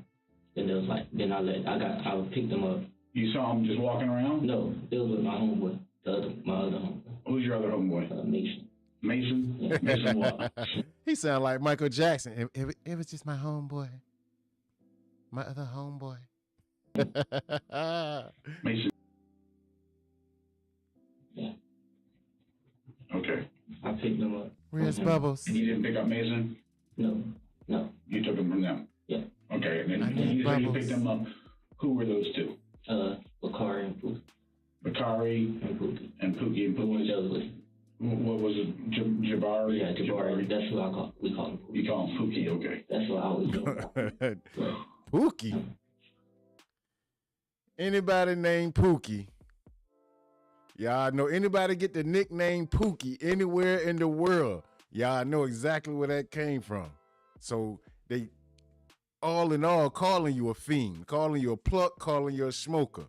Anybody that gets the name Pookie, it don't matter if it's Pookie Lou, Pookie Bear, Pookie. If it's Pookie in there, it's Pookie. Pookie. Sorry. All right, guys. Okay, so after that, we picked him up. We was going to get David. So we going to get David, and then we riding around Cranston. So then when I finally see him walking, I pull up. He opened the door. I had pop a loud shot, and that's when I looked. I said, and I just seen him do like this. Okay. Like I just seen him, and then he just went like running, but he wasn't running, but it was like. Then I jumped out of the car rolling. I didn't jump out yet, but when I turned around, I was like, the car was rolling. Then I had to throw it in park. And that's when I jumped out and took our run out. I said, Dave. And he stopped. When he stopped, he just kind of just dropped. And I grabbed him. And I was just looking, trying to see who was shot at. And I was like, call the police. Then they was froze. They called him, but it was like frozen. It was like just, he dialed it, but he didn't. I just snatched the phone from him and I ran back to David, and I was like, my friend got shot. Yeah, all of them lingo, it's so many different words of the Ebonic language to describe, a fiend. You know what I mean? You a fiend, you a wop, you a shermhead, you a pluck, you a smoker, you a doper, you a wop. I think I already said wop. It's a cluck head. Yeah, definitely. You a cluck. You a bird. It's a whole lot of different terminologies gathered and originated from different places of the world. Let's go. It was like, where are you? And I was like, by a graveyard. Then they was like, a ticker. Then I don't know how they found my location because I'm not good at telling location. So then they pulled up. He was like, I'm grabbing him, trying to see where he shot at. I couldn't find it, but I'm holding him. I'm trying to see what's going on. But when that happened, when he first got shot, when I jumped out the car to go run out to him, I saw a white car. It just was going full speed down the road. It hit it right and kept moving. There's a major slip up in Terrell's story here that cops don't actually address in their interrogation. The fact that if David was shot the way he claims, by a random car behind him, the entrance wound would have been, well, behind him. But it wasn't. The gunshot wound was from the front, indicating that it came from someone in the vehicle. And there are plenty more pieces of evidence pointing to that fact. Let me explain something. They keep trying to say this young man was hit outside. Everybody know what's going on.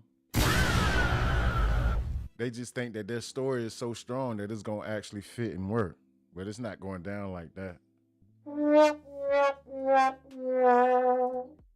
Gosh almighty. My Uncle Bubble, super. Everybody got an uncle, you heard me? Everybody got an uncle. Shanice Abbott heard bass head since the 90s. Yeah, pump that bass, you heard me? Planet Rock, you heard me? Let's go. Okay, all right. I'm gonna feel a little closer to this. All right. Let me explain something to you. My friend. Yeah, King. This is a serious deal. Better check them car antennas. This is not stealing a dirt bike. Push them. This is not, this is real deal. Okay. And there's things that came up in this situation, okay, that are different from what everybody's saying. Yes, sir. All right. I need you to understand something, okay? There's a reason why I brought you in here and nobody else. Yes.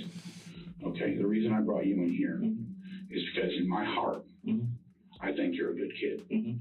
I think you are a smart kid. And I think you've got a lot to offer this world. A lot to. My apologies, y'all. My apologies. Okay, look. Yes, ma'am. I'm glad you appreciated the tutorial, JD. I had to break it down for you because you was just a little lost in the sauce, so I had to bring you up to speed. It's better to know what's going on and get a visual of such, so then you can just sit and be like, oh, okay. Yes, ma'am. Your life ahead of you. But this scenario didn't happen. It's not right, okay? And I'll explain to you why later. But reality is, this scenario didn't happen the way he said it did, or the way Bakari said it did. It was something totally different, okay? And my job as an investigator is to simply find out facts and at the end of the day, write them down. I have a pretty boring job, believe it or not. But my whole goal is to find out as accurately as I can what exactly happened and write those down on paper. Now, if he get up and start dancing and freestyling about NBA Youngboy, we know exactly who that is. He's definitely in their league. Let's go. And then once I get done that, I hand that football to somebody else and let them deal with it, okay? And 90% of the time, that football gets handed over to the state's attorney, all right? So this situation did not happen the way you guys are telling me. And I'm sorry to say that because I like you. I think you're a good kid. I like you. But first and foremost, there's a road that goes like this, okay? And there's another road that goes like this. Like this, right? There was a lady who came up this road, saw four of you standing at the car. Okay, four. There was four people standing in the car. But she turned down here. Okay. Then she came down here and went around this way. And then she came up here and she stopped because she saw David laying in the roadway. Well, I didn't see her. So. Okay. Well, three people were standing here, and one person was standing here. I think that's the police came, right? But this is long. But I don't know how long. I don't know when she came. I didn't see her. None of that. You cooked. You definitely cooked. They got numerous witnesses. You cooked, my buddy. So, but I know when they had the tape out, it was like me. It was just the other officer. Before the first person showed up, before the police officer showed up. Here's reality. Here's reality. Listen, I know, and you know, that shot came from your car. Here's the difference. Here's the difference. I want to know, Terrell, are you the shooter? No, sir. That's what I need to know. Because if I thought you were the shooter, I wouldn't be in here. I'd be within somebody else. Do you watch crime TV ever? Okay. This is how this works. Y'all terrible. Anybody want a cheeseburger? You want these cheeseburgers, man? What? 0%. You a hype. And he smoked. He got smoked over those cheeseburgers, chat. Won't go for it. 0%. He said, what? And he blamed them for them cheeseburgers. O-Dog was a goddamn menace to society, y'all. Definitely was.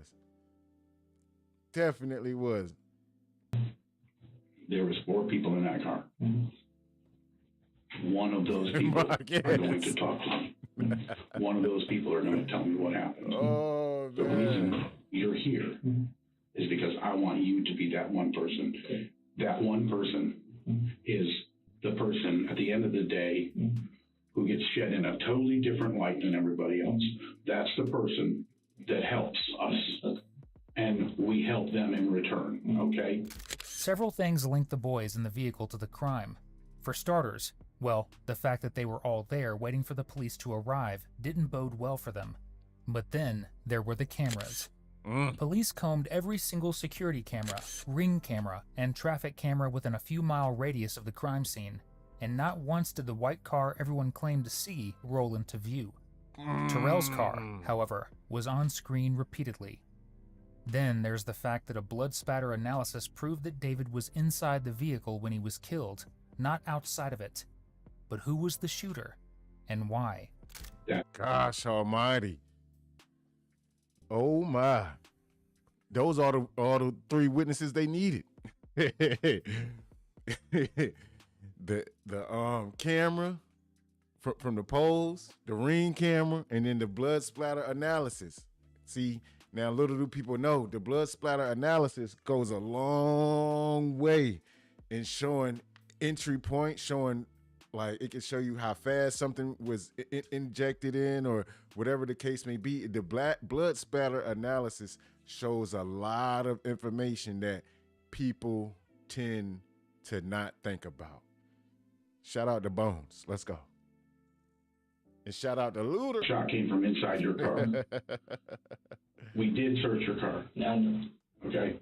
And I'm going to be completely honest with you. I want you, John. Can you do me a favor? Yeah. This is why take your head back. Because that drives me crazy. This is why I let you search my car. Okay. Because I knew I didn't do nothing. Okay. That's why I was like, go ahead. Okay. Because I know I didn't do nothing. Okay. And I believe you. Cruising down the block in my 6 spot. That's why I was like, the first thing they was like, I was like, go ahead. Okay.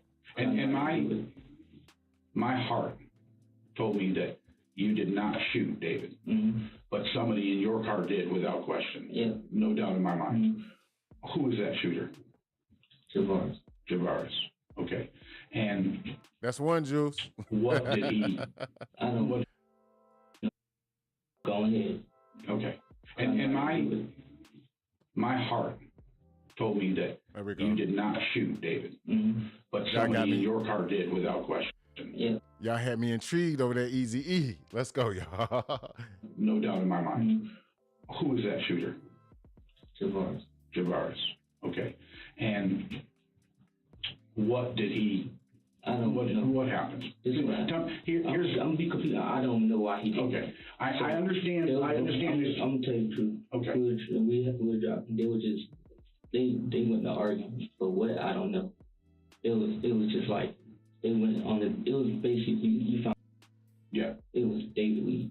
Okay. And then they just went to arguing about it. And then I'm driving. I'm not paying attention. I'm driving. Tell me what happened. So look, I picked him up. We get in the car. Like I said, we was really supposed to go all hang out and do all that. Okay. Because David, that's like my brother. That's why it hurt me so bad. Okay. Okay. That's why I was trying to save him. Because I didn't even know nothing like that was going to go down. Okay. So we get in the car. Well, he get in the car. We ride. Then he smelled. Then they just start arguing about it. I don't know what they was had going on, but they was arguing about. Okay. Then I'm driving, and what's his name is turned around and shot him. I said, boy, that's not David. I went and I grabbed David. He jumped out of the car. David jumped in the car. I grabbed him. And that's when I had him on my arm and he was bleeding. I couldn't find out where he shot at. Okay, so let me ask you this. This is why I let you search my car. Nah, Bubba. You did it just to make it seem like You had nothing to do with it. In all reality, dun dun dun dun.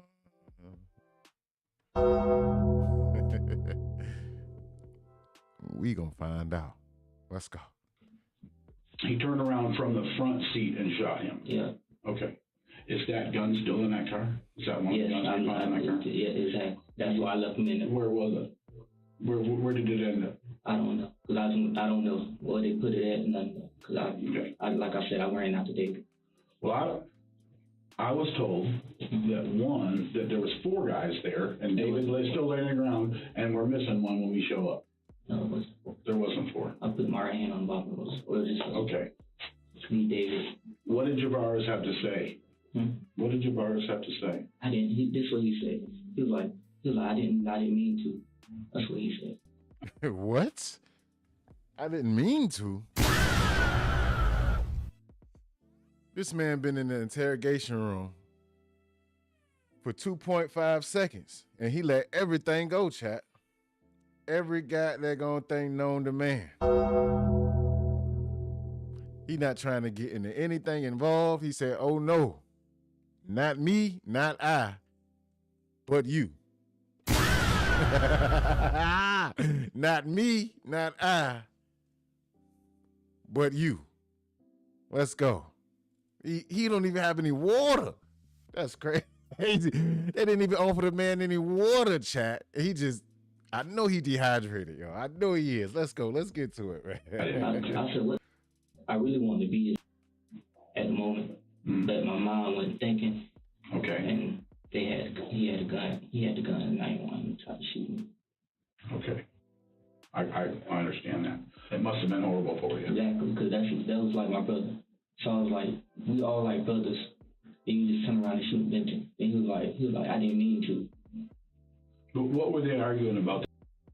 I wasn't even really listening. I just when he just turned around and shot him.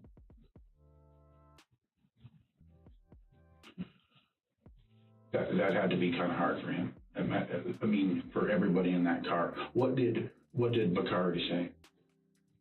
Bakari was like, yeah, I didn't even look at none of them. When he got shot, I looked directly at him, and then tried to save him.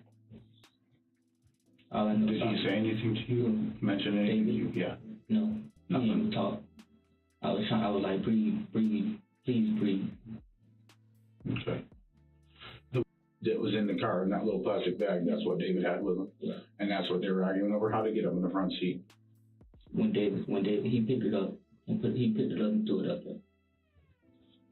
Okay. How did the guns get in the back seat, in the trunk? That's what I'm saying. They must have tried to throw it in there. Did somebody open the trunk? I opened when they took the pictures. I opened the trunk for them. No, but when? No, you're talking about, because it's like, you know how the covers in the back seat, you can put them down and it's like a little thing you can hit. That's probably how you put them in. And you go through it into the trunk. Yeah. Okay. Who put them in there? I don't know. Terrell knows exactly what kick-started the fight. David got into the vehicle with a bag of, well, green, and showed it to the boys. I mean, it was a holiday after all. But Bakari took the bag from David, telling him, I'm gonna need that. In that moment, David believed that he was going to be robbed, and he fought back. An argument broke. So they tried to strong arm Lil Dave. And David was like, nah, no haps. It's not going down that way, buddy. Not at all. So he started to fight back. Fight back, David, fight back.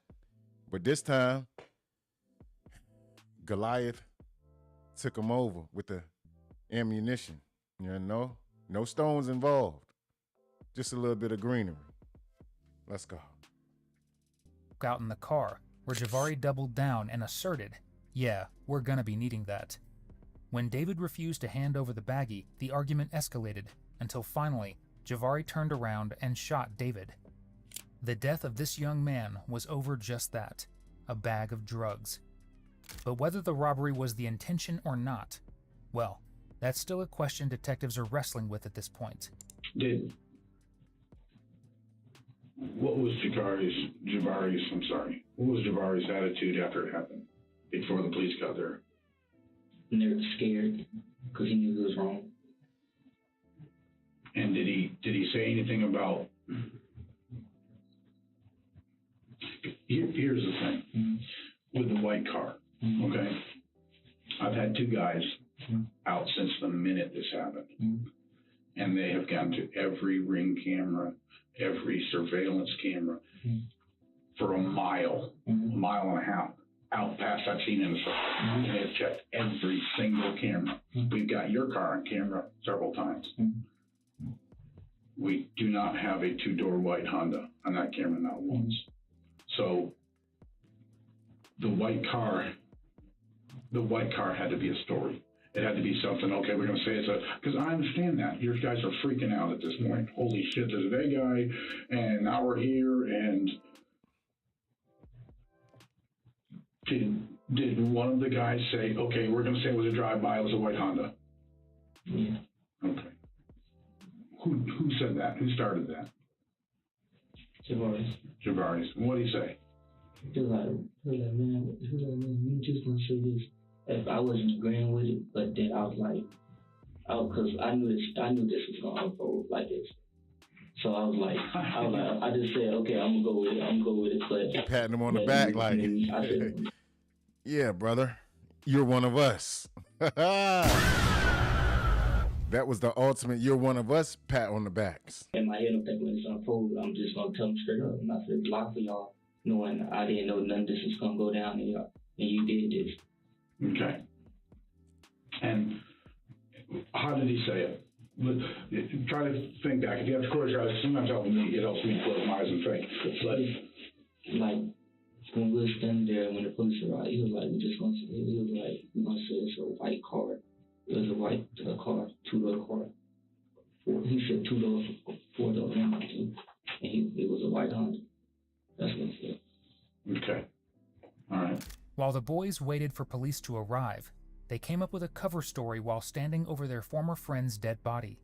The horror of that isn't lost on detectives, but they have something else they need to get to the bottom of. Did they pick David up to rob him? I want you to tell me the truth. Were you intending to scare him? Were you intending to take it? Or Jabari just say, I'm killing him? Because he said, listen, real quick before you answer, he wasn't going to hang out with you guys, and you know that. We know where he was not going to hang out with you. He was going to There was no phone call made to him to say, hey, we're going to come pick you up, and you know that. He was going to the house. And you know that. He keeps saying, you know that, you know that, you know that. He's trying to get him to say that they knew from the beginning that it was going to be a robbery of some sort. Young man, if you know like I know, you now you're going to put yourself in the cahoots. So don't quit. I'm telling you, you were digging a hole and you're going to bury yourself in it. So they tried to rob him. Mm-hmm. That's what they were trying to do. They meaning all three of you, because you're in on it. And don't bullshit me, okay? Because you know exactly what you guys did when you went over there in that neighborhood. Because you don't live there, and neither do the other two don't live in that neighborhood. Mm-hmm. You guys drove in that neighborhood for one reason, and it was to find David, to scare him, or to rob him, or whatever it was you guys were going to do, and that's what you did, right? They were like, they were supposed to just take it. Exactly, Shining. You all were supposed to take his. Quit deflecting the blame, dude. You were there and you were in on I was shit. there. I was on, but they wasn't supposed to shoot him, none of that. Okay, I get that. But you knew that you all were going there to take his. Yeah. Right. And I told them straight up. Are we right? Yeah, you're right. Okay. But listen, I told them straight up, do not shoot that boy. Do not shoot him at all. And this is exactly what they said. I was like, I'm not. And then when they tried to take, he turned around and shot him, and I said, well. Then they tried to tell me to leave. I said, no, I'm not doing that shit. That's when I jumped out of the car and I went after him. And I tried to save him. So your all's intention was just to go rob him with a quarter sack of. You know how much it was. You guys are gonna go put a gun on a dude for a quarter sack of. Dude, 8 grams, $40. 8 grams. Nah, Bubba, you're off by a whole gram, boss man. If it was a quarter, there wasn't nothing but a Mike Vick, little 7-grammer. So Crazy you guys are work. in that neighborhood for one reason, that's to find him. Because I know that because you don't live in that neighborhood. None of you all belong in that neighborhood at all. I said when he walked to the car, I said, do not shoot this boy. That's what I said. Because you knew they both had guns on them, right? Yeah, that's what they said. Did they ever say ahead of time before you told them that if you don't give it to us, I'm gonna shoot him, or I'm gonna pull my gun on him? How are they say? Yeah, they said those ones. So I said, do not shoot. I said it repeatedly. I said, do not shoot him. I was like, if he don't get to y'all, just beat him up. You can hit him with the gun or whatever, but don't shoot him. And then when David started talking to him, at one moment David swung on Bakari. He swung on Bakari. He swung on Bakari in the back seat? Because he was like, well, this is supposed to be a stick up, and then he swung on Bakari. They definitely did, Luda. Definitely did. And then so Bakari's sitting here. Okay, you're Javaris, but you're around the other way. Okay, so don't that smoke a lot? So he's swinging off like this, punching on him. Is that when Javaris shoots him? I think so. That's when he turned around and saw him like that. Because what's his name? Bakari I told him straight up, don't shoot. So Bakari, I guess Bakari was just gonna try to fight him. But Bakari ain't shoot. I'm guessing he didn't shoot. So that's when he did it. What's his name? He turned around and shot him. Then he just froze. I said, and that's when he was like, I didn't mean to.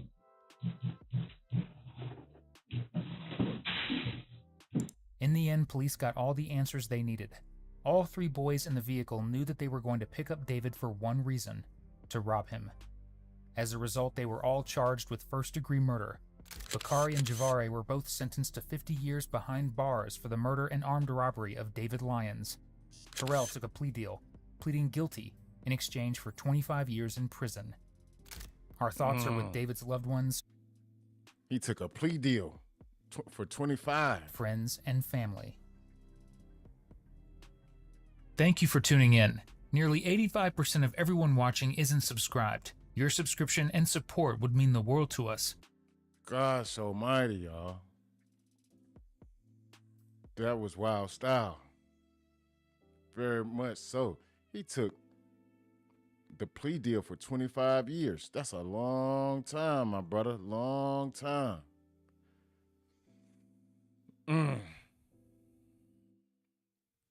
Crazy work, y'all. Crazy work.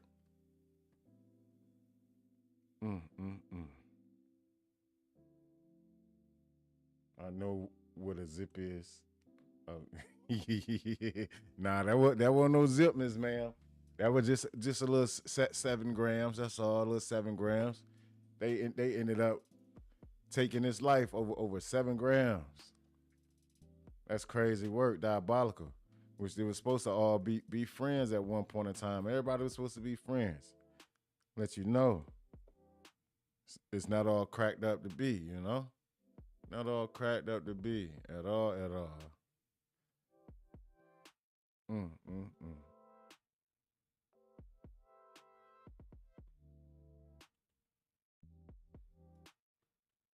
Yeah, juice. Over a whole 7. Over a whole 7, nothing but it. They said 8, but they was weighing out the bag with it. But yeah, a whole 7, man. Crazy diabolical work, man. I'm not understanding. And these little kids these days, these little YNs want to throw their life away over nothing at all. It wasn't no beef, no principalities, no nothing at it. It was just they wanted to, I guess, get high. They wanted to get high, and they were willing to take a life for that 7 grams, Probably some poop butt. Yeah. Probably some poop. Exactly. Probably some poop butt. Diabolical word. Hell no. If they knew better, they would have definitely done better. But whatever you... And for the final and last, we got an extra little funny. We gonna end on a funny note, try to anyway. and see what's going on with this young lady here. Hope y'all enjoying yourself. We got like a few more minutes, and we gonna slide up out of here. Shout out to y'all. Shout out to the chat. Shout out to the aces and the acets in the building. Y'all double tap that screen for us one time if you haven't already. We are rocking. We are rolling. This one here, oh, he already trying to give her some water. This one here is gonna be one for the funnies, man. Gonna be one for the funnies. Have a good laugh, and you know the other two they were very serious. You know, this one here, you might get a couple laughs out of this. So hopefully y'all can end on the night on a good note. You know, let's go, y'all. Let's go.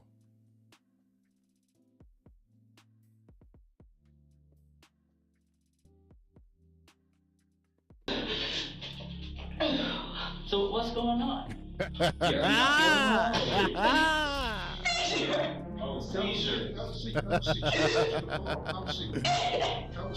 This is Okisha. She's having a Caesar chat. The acting award goes to Miss Okisha Moray. Let's go. Maria Range, a woman who just murdered her own best friend, and this is her plan to get away with it all, whether it's faking a seizure. I'm speaking.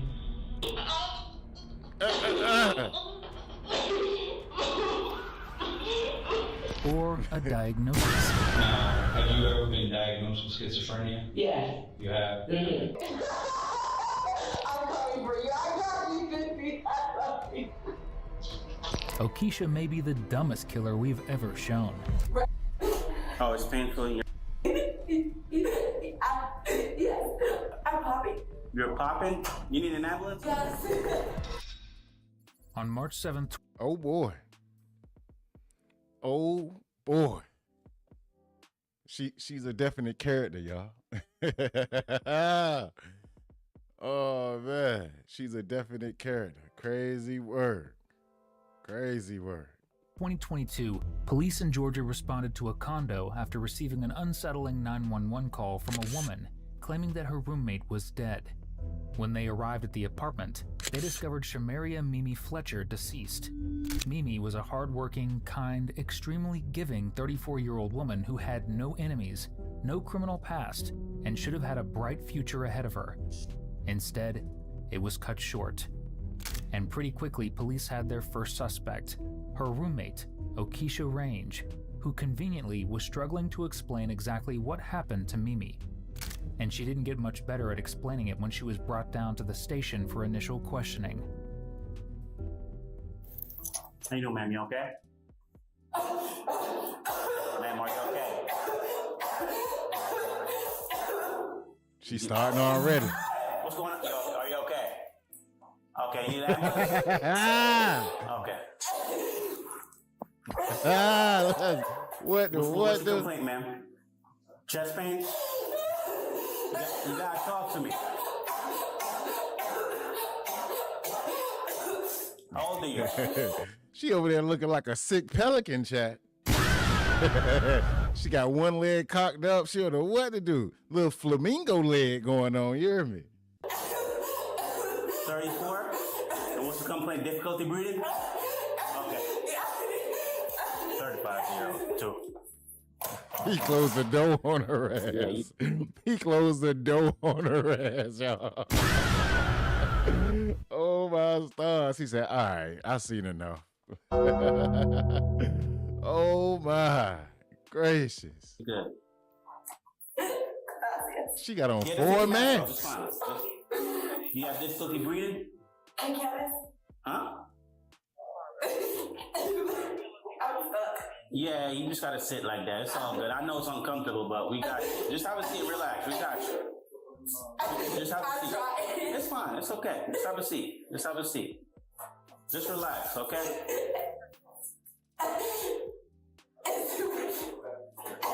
Back pain? Painful.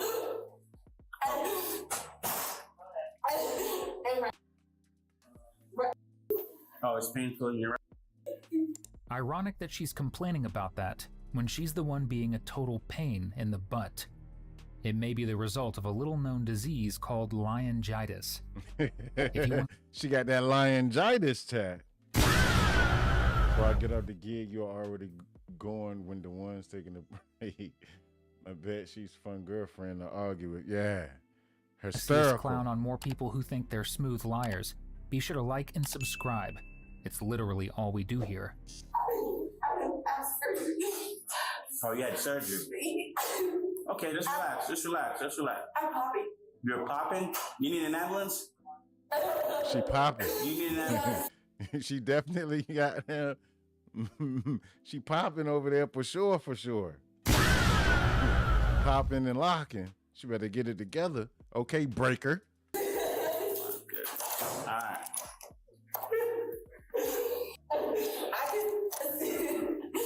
Talk to me. What you need? What you want me to do for you?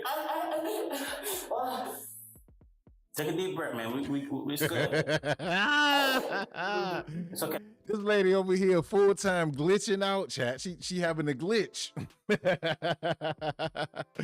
Oh man. Somebody check the cord. Somebody check the connection. Something is going wrong.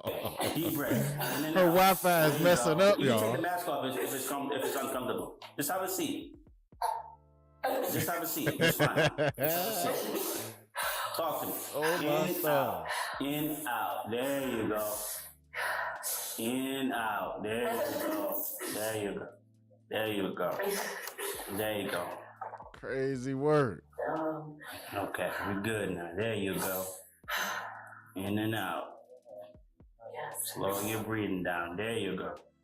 It's all good. Can I have a napkin? Can you have a napkin? I got to find a napkin for you. Yes, please. Anything else? No. Can you please call me? Hey, Luda, she was on that AOL dial-up service.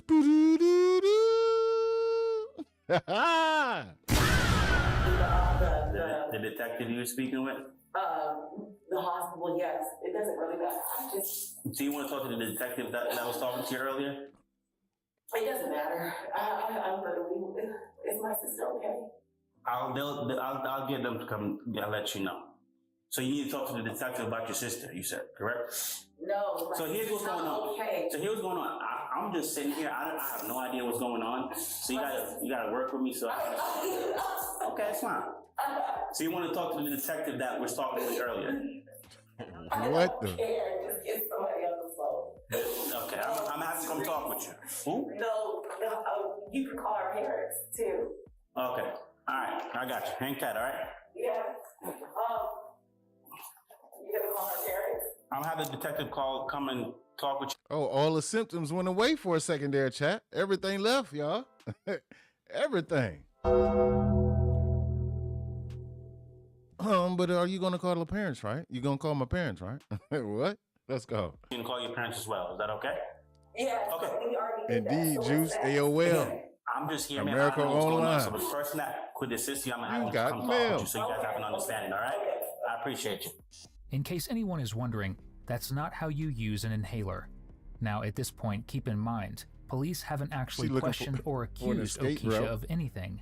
She's simply been brought to the station to see if she can provide any insight into who may have hurt Mimi. And in a way, she's doing just that by acting like, well, this.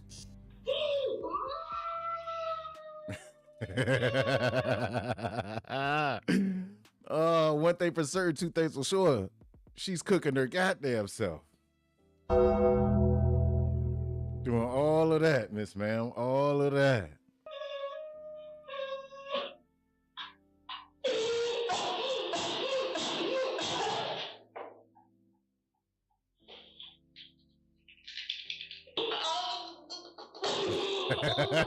What the?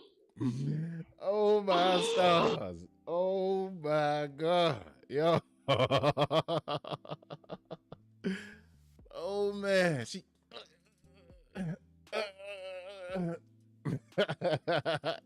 gosh, she glitching, y'all. She having a terrible glitch right now. The acting skills, you gotta give it to her, you know? Gotta give it to her. It may be the effects of that all-time alligator skin coat she's wearing, you know? It might be. It might just be. Let's get back to it. That crocodilian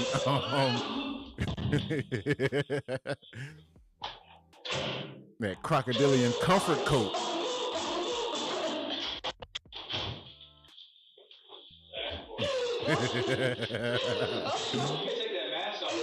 Oh, that's what she better do. Take the mask off.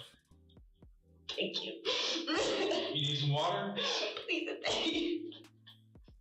Try to relax. Yeah, just have a seat. Have a seat. Just pain? Nobody even said anything to her yet, y'all. Not one word. Huh? Talk to me.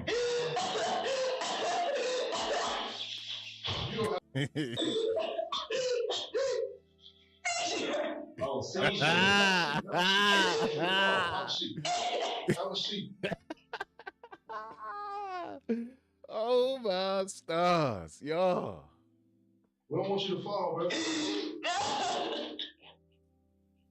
Can we help you? What you want us to do? What you need? We're gonna get you some water. Have a seat. Have a seat. We don't want you to fall. Yes, sir. Okay, take your time. Take your time. Take your time.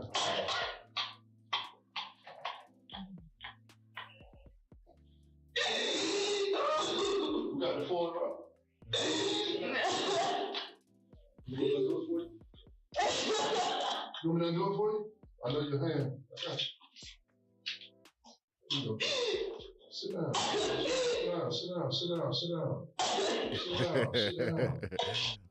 Officer looking like, ain't nobody come to see you, Otis. I know you want to leave me. But I refuse to let you go. Sit down, sit down. You good. I just want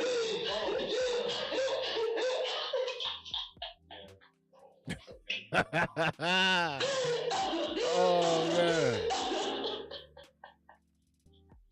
Okisha missed her true calling, breakdancing at the Olympics. Perhaps it's needless to say, people can't talk during seizures, let alone carry on conversations as Okisha has done. Yet despite not having been accused of anything, she continues her crusade to mount an insanity defense. After all, how else is she going to get away with a murder where her fingerprints are on the victim? Crazy work. What medication? You take medication? What do you take?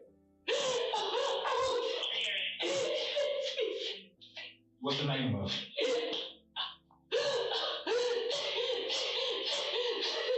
Take your time. Take your time. Take your time. Illegal. It's illegal. Oxycontin. I got you.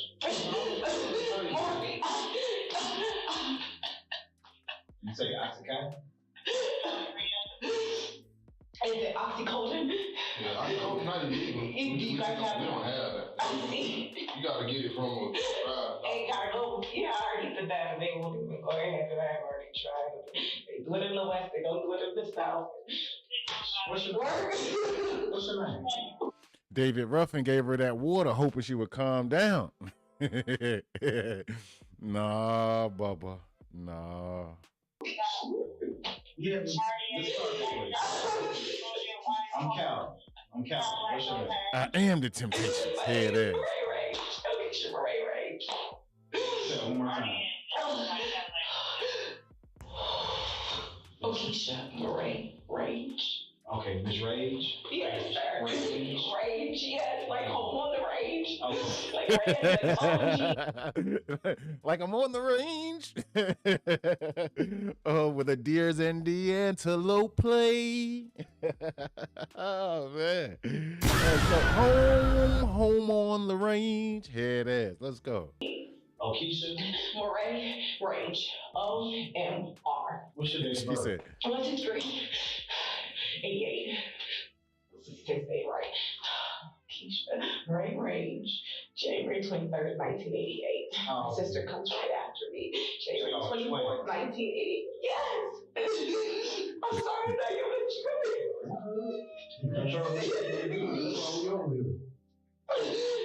I don't battle cancer. I don't know how many times. These people robbed our house. This chick, there's just so much. God, we don't battle everything. God, all we just want to do is just win. Miss Range, do you know where you are? No, I was supposed to be going to my doctor's appointment, and there was supposed to be the day the chick that robbed our house. I was supposed to have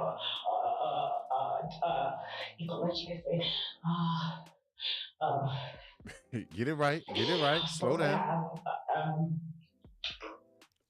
Past surgery. Court.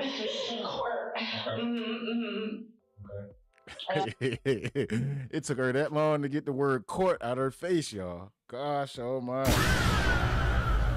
Yeah, she got those crocodile tears to match that crocodile.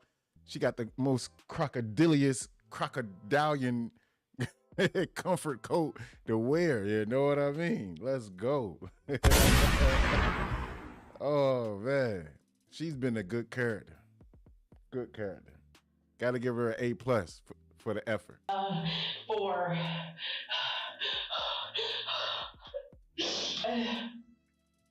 a misdemeanor driving ticket from the police officers that tried to go ahead and lock me up from the end of the corner. And we were supposed to go there today, so we could go ahead and redo that one. It's so much fun.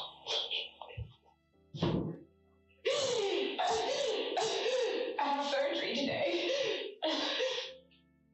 Epilepsy, degenerative arthritis, multiple scoliosis. She got everything, don't she, chat? Arthritis, scoliosis, got that going common cold, fracture to the left knee, she got that go glaucoma. She got high blood pressure, diabetes. She got everything going on, but only for today. Man, it's just calm. Miss Rain, how old are you? No, 20. No, I'm sorry. 34. She did say 34 there, not 4. According to everyone who knew Okisha at the time of the murder, she had no known medical issues, no history of seizures, schizophrenia, fainting, blacking out, or anything that would cause this behavior. She did, however, have a long history of controlling and codependent behavior towards Mimi, according to those who roomed with the two. Okisha was possessive of Mimi, so much so that she would guilt her into only spending time with her and reprimand her for trying to spend time with her own family. Those who knew the two described Okisha as having a stranglehold on Mimi's life.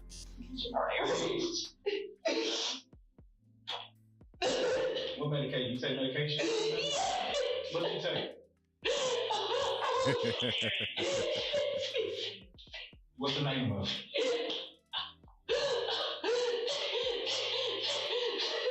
Take your time.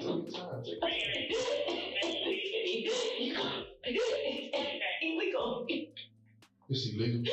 Yeah, she definitely got everything, y'all. Pink eye, UTI, dementia, backiotomy.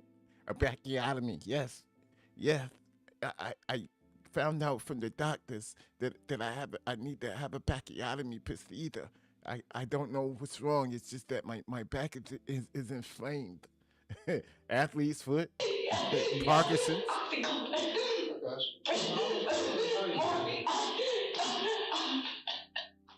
You say Oxycontin? Is it oxycodone? Yeah, oxycodone not illegal. You guys have We don't have that. You gotta get it from a Ain't gotta go. Yeah, I already did that, and they won't even go ahead, and I've already tried. They do it in the West, they don't do it in the South. No, she didn't just try to make a play, y'all. Do y'all got some right now? Y'all got some? If y'all got some right now, let me get some. What? What's your name? Yeah, let's start that way. I'm Cal. What's your name? My name is Murray Ray. Okisha Murray Ray. Say it one more time. Okisha Murray Ray. Okay, Miss Rage? Yes, sir. Rage, yes, like home on the rage. Okay. Like rage, like OMG. She's adamant about that, chat. Hey, one thing for certain, two things for sure. I bet you she says that every single time, too. Anytime somebody says, oh, your name is Range, she, yeah, it's like on the range. Oh, man. Let's go. Moray, Rage, O-M-R. What's your date of birth? 123, 88. 68, right? Keisha, Moray, Rage, January 23rd, 1988. Oh. My sister comes right after me. January 24th, 1988. Yes! I'm sorry that you let you come in. I don't battle cancer. I don't know how many times these people robbed our house. This chick, like, there's just so much. Oh, gosh, we don't battle everything. Gosh, I we just want to do it. When? Miss Range, do you know where you are? No, I was supposed to be going to my doctor's appointment, and there was supposed to be the day the chick that robbed our house. I was supposed to have you know what you can say, I was supposed to have past surgery. And listen, y'all, and this lady did all of this without even being interrogated yet. The only question they're asking her is she okay? Of her well-being. That's it. That's the only thing that they've been asking her about is her well-being. Other than that, she tripping out, y'all. Court. Okay. Mm-hmm. Okay. For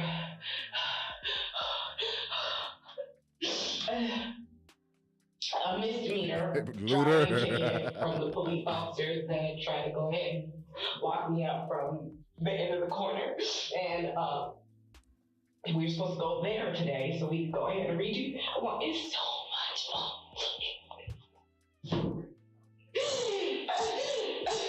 I have surgery today. Epilepsy, degenerative arthritis, multiple sclerosis. It's just, Multiple scoliosis. Miss Range. She got everything known to man. Cradle cap, indeed. No, I'm sorry. 34. She falls into the wall. She looks up, and I say, stop, you playing too much, let me go get the phone. I go get the phone, call the number, call it, and she says, well, hang up the phone, I'm fine, I'm doing fine. I said, are you sure? Because don't do that no more, because you're scaring me. She goes ahead, she says, I'm perfectly fine. And then she picks up the phone. As I pick up the phone to go ahead and call you guys, I hang up, because she says she's doing just fine. Okay. So then I said, okay, enough, stop, you play too much. And I went to the bedroom. I went to go to sleep. And then in the morning. This morning? Yes. She ends up, I said, are you good? Are you good to go? She was like, yeah, I'm straight. So, okay. That was this Come on, morning? think about it. Think about it. You got up and you went to the room? Yeah, and then she said, call. I called. I asked, which is my godbrother that she's supposed to be talking to, what to do. He said, look, call her. She's fine. Well, call. Whew. I asked her about last night. We ended up going into the bedroom. And I ended up, oh my gosh, I can't even. She can't get it out because you know why, chat? We got one question to ask her. Why the fuck you lying? Why you always lying? Now we know damn well. know damn well. Those events didn't go that way. You can't even get it out your face, Miss Ma'am. Milk of magnesia. I can't even play for games.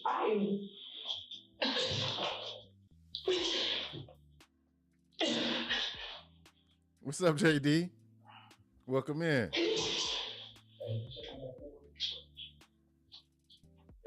Oh.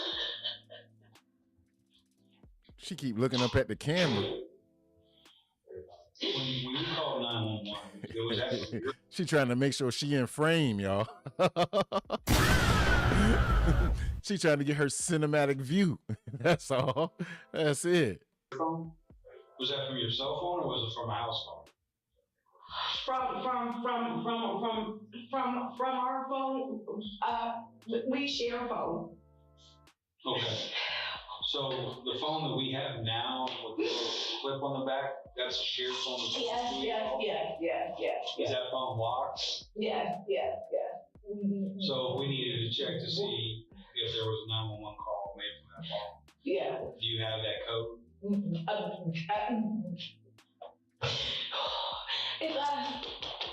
in our birthday. Just take your time. Take your time. Take your time, Ms. Ramos. Just take your time. Like 01, 23, 24? So it's Nemo. It's us. 88. 01, 23, 88? 01, 23, 24, 28? I mean 88? It's Nemo. 23, 24. Just like Nemo. MEMO.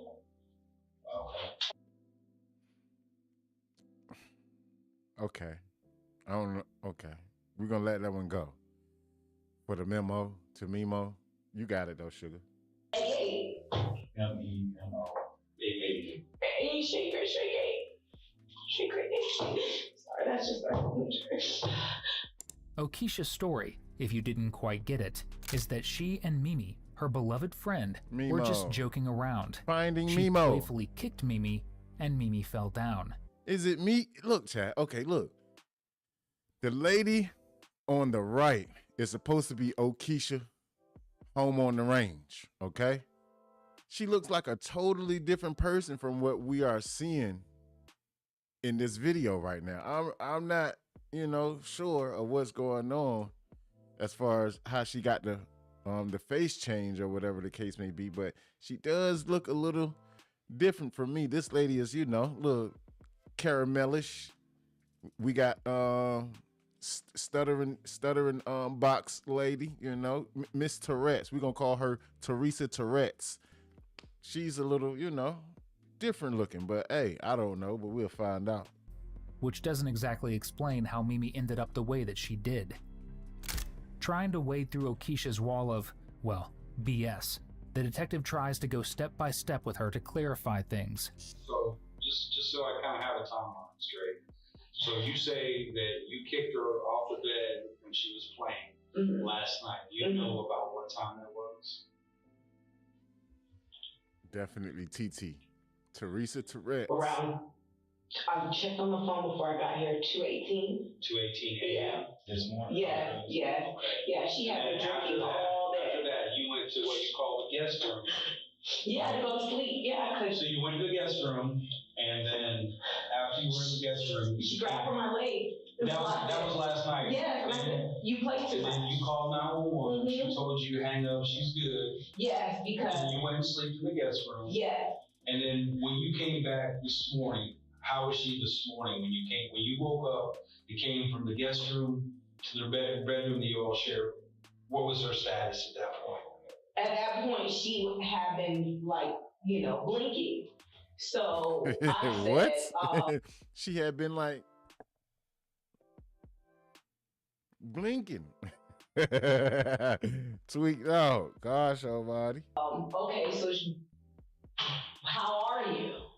She said, I'm good. Just go ahead and get dressed. So I was like, do we get dressed for which appointment at this point? Because I'm over everything. Right. And she goes, stop saying that. But I said, no, it's fact. Because I'm just tired of being here. Just let me healthy. So help me live my life. Right. She goes, well, I'm fine. And then I said, okay, well, go ahead and just get dressed. Look up. And everything happened. By the time I finished getting dressed to go ahead and get ready for our doctor's appointment, she had with that crocodile. So I called and I told her, I said, what I do, she chopped me off about hitting her up earlier. What do I do? And he's like, you're just gonna go ahead and have to call the police. Right. So you all have the same mother and same father? No, we have different moms. Her mom is three. My mom's name is Hila. Okay, so hold on. I'm a little confused. So you say you're twins, Yes. but you have different mothers. Yes. How is that possible?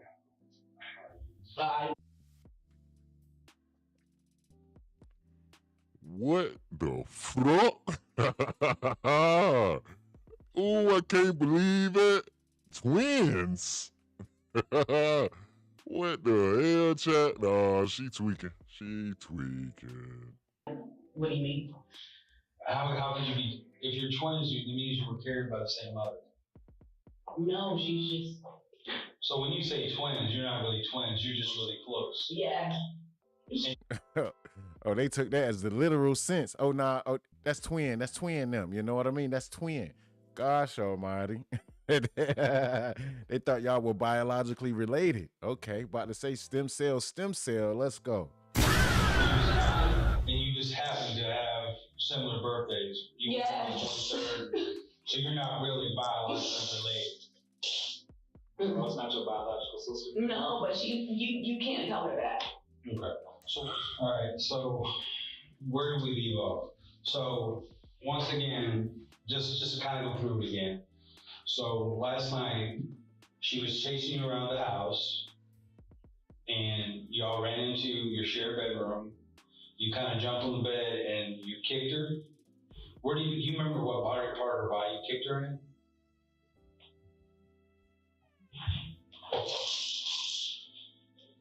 Probably in this area. Like in her abdomen? Yeah. Or her chest? Yeah.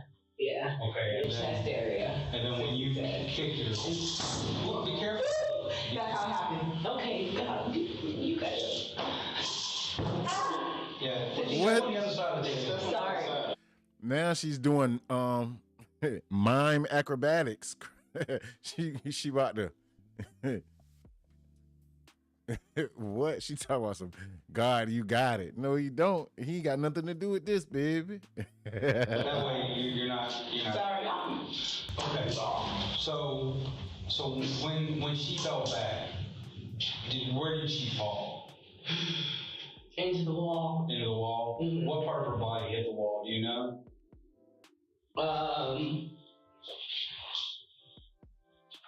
This. Her back? Mm-hmm. Now, while I was in the apartment, I saw that there was a hole in the wall. Hole in the wall carpet. Yes, ain't a terrible liar. Last time. Now, there was a previous report between the two of you. I guess you were kind of upset and talking about maybe how. Yeah. Right. And I was ready to go. I'm sorry. I've been battling cancer since I've been. And give birth. During that. I'll be on my baba. What? She said I've been battling cancer since I gave birth. I thought she was about to say since she was born, but oh man, this lady is crazy. No. So during that incident, she called the police trying to get you some help, and at that point, you all kind of tussled a little bit. Yeah. Remember that? Yeah. What happened during that?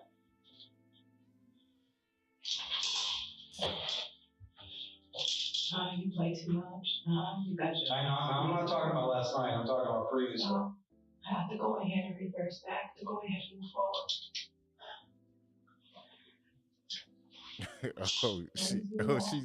she reversing in time, y'all. She got damn. Oh, what?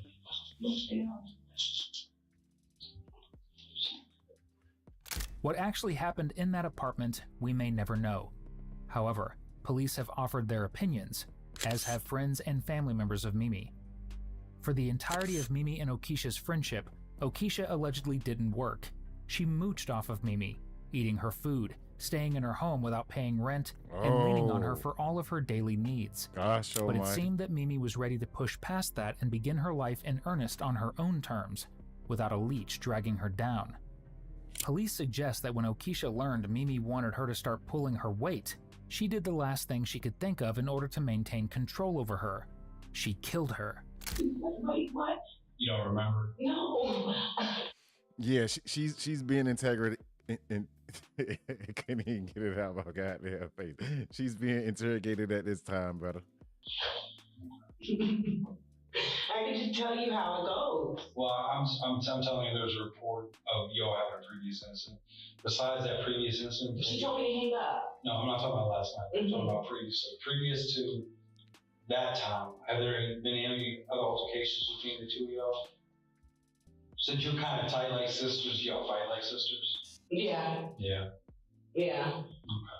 Okay. Mm-hmm. But I went into the other room. She was a moocher. Yeah, I did last night. And you remember how long you slept about? Sissy says, say 7:15. About 7:15. So around 3 to about 7:15. And when you came in the room, where was she at? Was she on the bed? Was she on the floor? She was on the floor. Did it look like she had ever gotten in the bed? No. And that's what threw me off about her. And so when you came in the room, was she conscious? Did she respond at all? In the morning, Sissy said yes. And it's my fault that I told you to go ahead and hang up the phone. Knowing you do what you usually do. Go ahead and avoid me. Till I come back to, she says, good gracious, Sissy. Whatever you do. Here she go again. So what's going on? Are you not feeling well? Sissy, God. Heavy. Okay. Do you have a history of seizures? Yeah. Yes. Yes. See, Yes. you guys earlier that day from coming from my doctor's appointment like 2 months ago. Do you take medicine? Yes. What is it called? Do you know? No, I don't Is it like like it. Keppra or you don't take it? No, because I don't like it. I just want to stay all natural and healthy. I got you. Okay. Now, have you ever been diagnosed? You better get with on it, schizophrenia? baby. Yes. You have? Mm-hmm. Anything else? She says Are keep you asking me bipolar? questions. Yes. So you're Yes. bipolar and Sissy schizophrenia? says go ahead and keep asking more questions until the police come.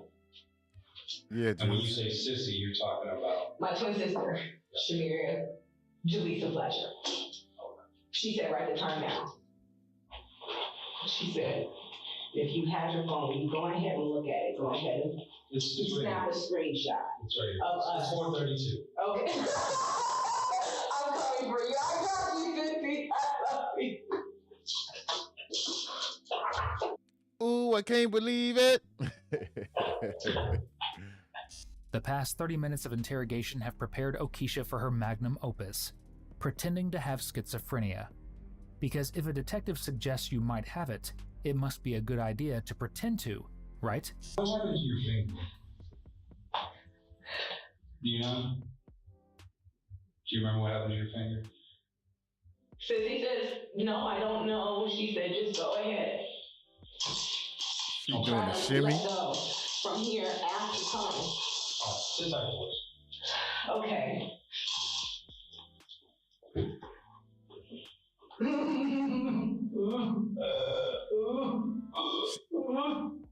She's looked at this camera like 14 times, I'm guessing, y'all. She's trying to make sure she get everything caught in frame. That's it.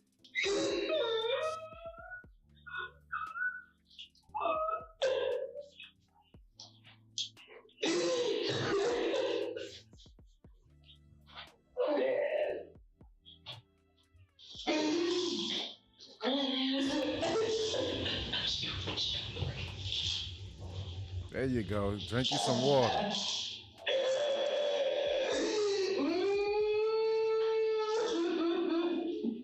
Well, we already know, Juice. We already know. Super juice.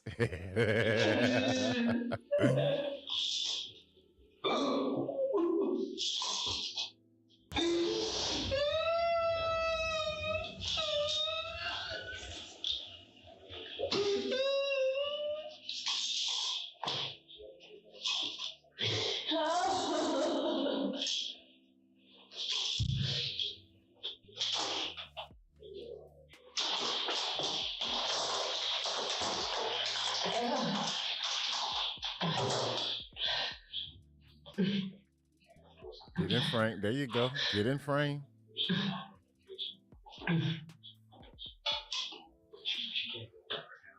I know she got the boo-boo. Oh, what is she doing? No, she didn't try to pull a slip and fall, y'all. Oh, man. My neck, my back, and my back. But we can settle out of court for $50.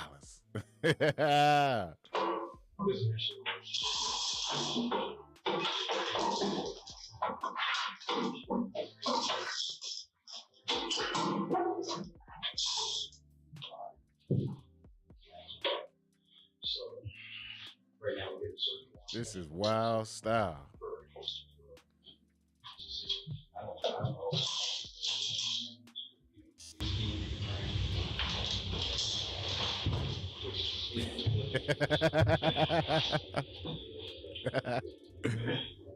She moved everything out of her way so she could do that little timber to the floor. That's what you call organized chaos, if you know what I mean. Oh, my style. Right. So you haven't had your medication, right? You haven't had your medication, right? You haven't had your medication? How about what? You haven't had your medication lately? When was the last time you took your medicine? What do you mean? The medication. For your epilepsy, your schizophrenia. When was the last time you took your medication? Well, do you want well, shoot. Don't take that off. Oh.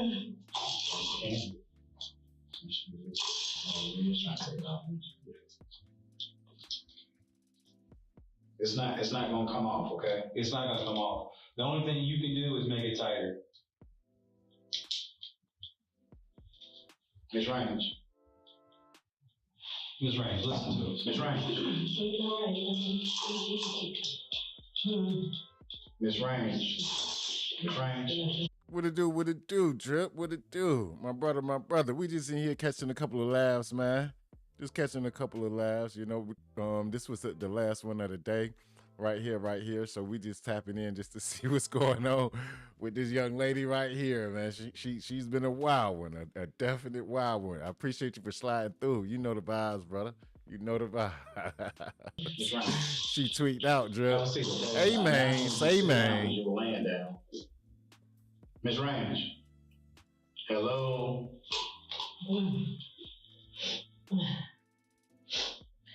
We're gonna send you to Grady, okay? Oh, she ready, can Juice. check you out. I know they came to check you out, but you're gonna have to go to Grady. All right? Miss Range? Can you hear us? We're gonna send you to Grady, okay? Why? What? What I do? She ready, Juice. Yeah. We're gonna send you down to Grady. Now, following this, police actually she's had the super evidence wild. needed to put Okisha under arrest. The following day, however, they had the warrant they needed to place her in cuffs for good. And she took that about as well as you would expect. Okisha Range, can you please come down to us so we don't have to come up to you? Oh, boy. They didn't let the lady go. And she thought she was scot-free. Now, I don't know how bad of an actress she gonna be right now or what's about to transpire, but hey, I'm here for it. Let's go. Oh, my. Let's get back to it, y'all. Gosh almighty.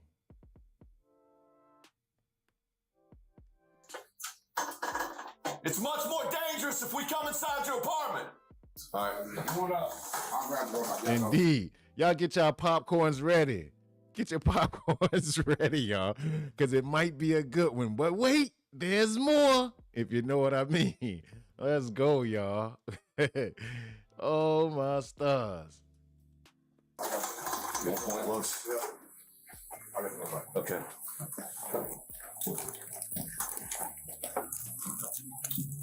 Hey, Miss Raines, we're inside your apartment. Can I talk to you? Miss Raines, we're inside your apartment with an arrest warrant signed by a magistrate judge. All right, we have a right to be here. Hey, can I see your hands first, please? Thank you. You can come on down. You were scaring us for a minute. Yeah, come on down. How you doing? Okay. We have an arrest warrant, okay? We're just gonna take you to talk to somebody. Come here. It's fine. Just stay as calm as we are and everything's gonna be cool. Come here. She got on the onesie. Yeah. Yes, ma'am. Strangely enough, Okisha was much more put together when she was brought to the interrogation room for processing this time. Maybe the footy pajamas brought her strength. Well, not immediately.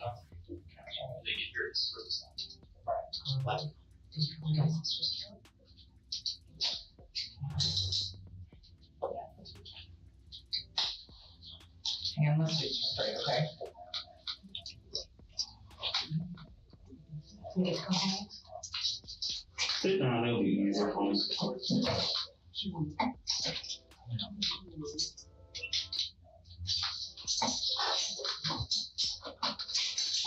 on. And we got You got any items or anything? Yes. Okay. They did indeed catch her sister's killer. Ultimately, Okisha was sentenced to life without the possibility of parole for the murder of Mimi Fletcher. At trial, Mimi's family spoke at length about the strength, compassion, and benevolence that Mimi constantly showed everyone around her, including Okisha. In turn, Okisha took and took until she couldn't take any more. Our thoughts are with Mimi's family, friends, and loved ones. Thank you for tuning in. Nearly 85% of everyone watching is... Godly. That one there, she was off the roller coaster. She was definitely flying off the roller coaster, y'all. She had me dying over here. Indeed. She was cool, calm, and collected once they came and got her, though. She was, yeah, no more glitching. She wasn't, no more glitching at all. She must have got, she must have went and got Verizon or something, She had that broadband service. Can you hear me now? Sure. Oh, my stars. Yeah, that was one of the funniest of the funniest. She had me dying the whole time. I tried to keep my composure, I definitely tried to keep my composure, y'all. Oh, man. Oh, that one you can't fix, huh, JD? Oh, man. Crazy work. Indeed. Well, y'all, it's been a hell of a time kicking it with the fam. I appreciate y'all. Yeah, she went and got that broadband, King. She just needed her sugar pills. Oh, well, you got them, Suge. You got the sugar pills for her. Get them right, Juice. Get her right. Oh, man. Indeed. I appreciate y'all for kicking it with the kid once again. Welcome to the A Society. Glad we could, get that on some good laughter notes on the ending, because our last show, it was kind of, we left off on a little note with the young lady that was trapped inside the garage. So wanted to leave here on a good notation, you know what I mean? Make sure we got hella laughs in, make sure we enjoy every bit of it, every moment. Y'all have been much of a blessing, as always. I appreciate y'all. Hope y'all enjoy. Hope y'all enjoyed it. Definitely. It's been much love. I'm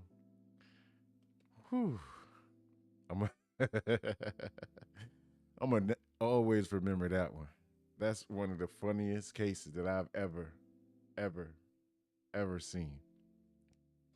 That was a good one. She's downright funny to the bone. But they got her.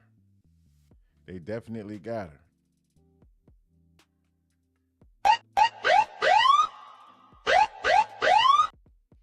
All the way. And she thought she was scot-free, though. She thought she was good.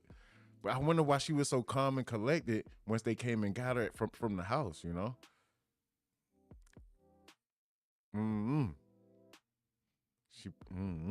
sugar pills, it must have been those sugar pills, huh? It must have been those sugar pills. Had her feeling goody on the inside. All love. All love. Whew. Whew. Gosh almighty, y'all. Well, look, that brings us to another one down. And some more for tomorrow, you know? Definitely. I appreciate every last one of y'all for sliding through, kicking it with your boy Ace. It's always a family affair. Y'all know the vibes, big family vibes, y'all. I appreciate that. Tomorrow we'll have some more in store and getting everything right. Get everything right. On that note, y'all know to make sure you stay hydrated.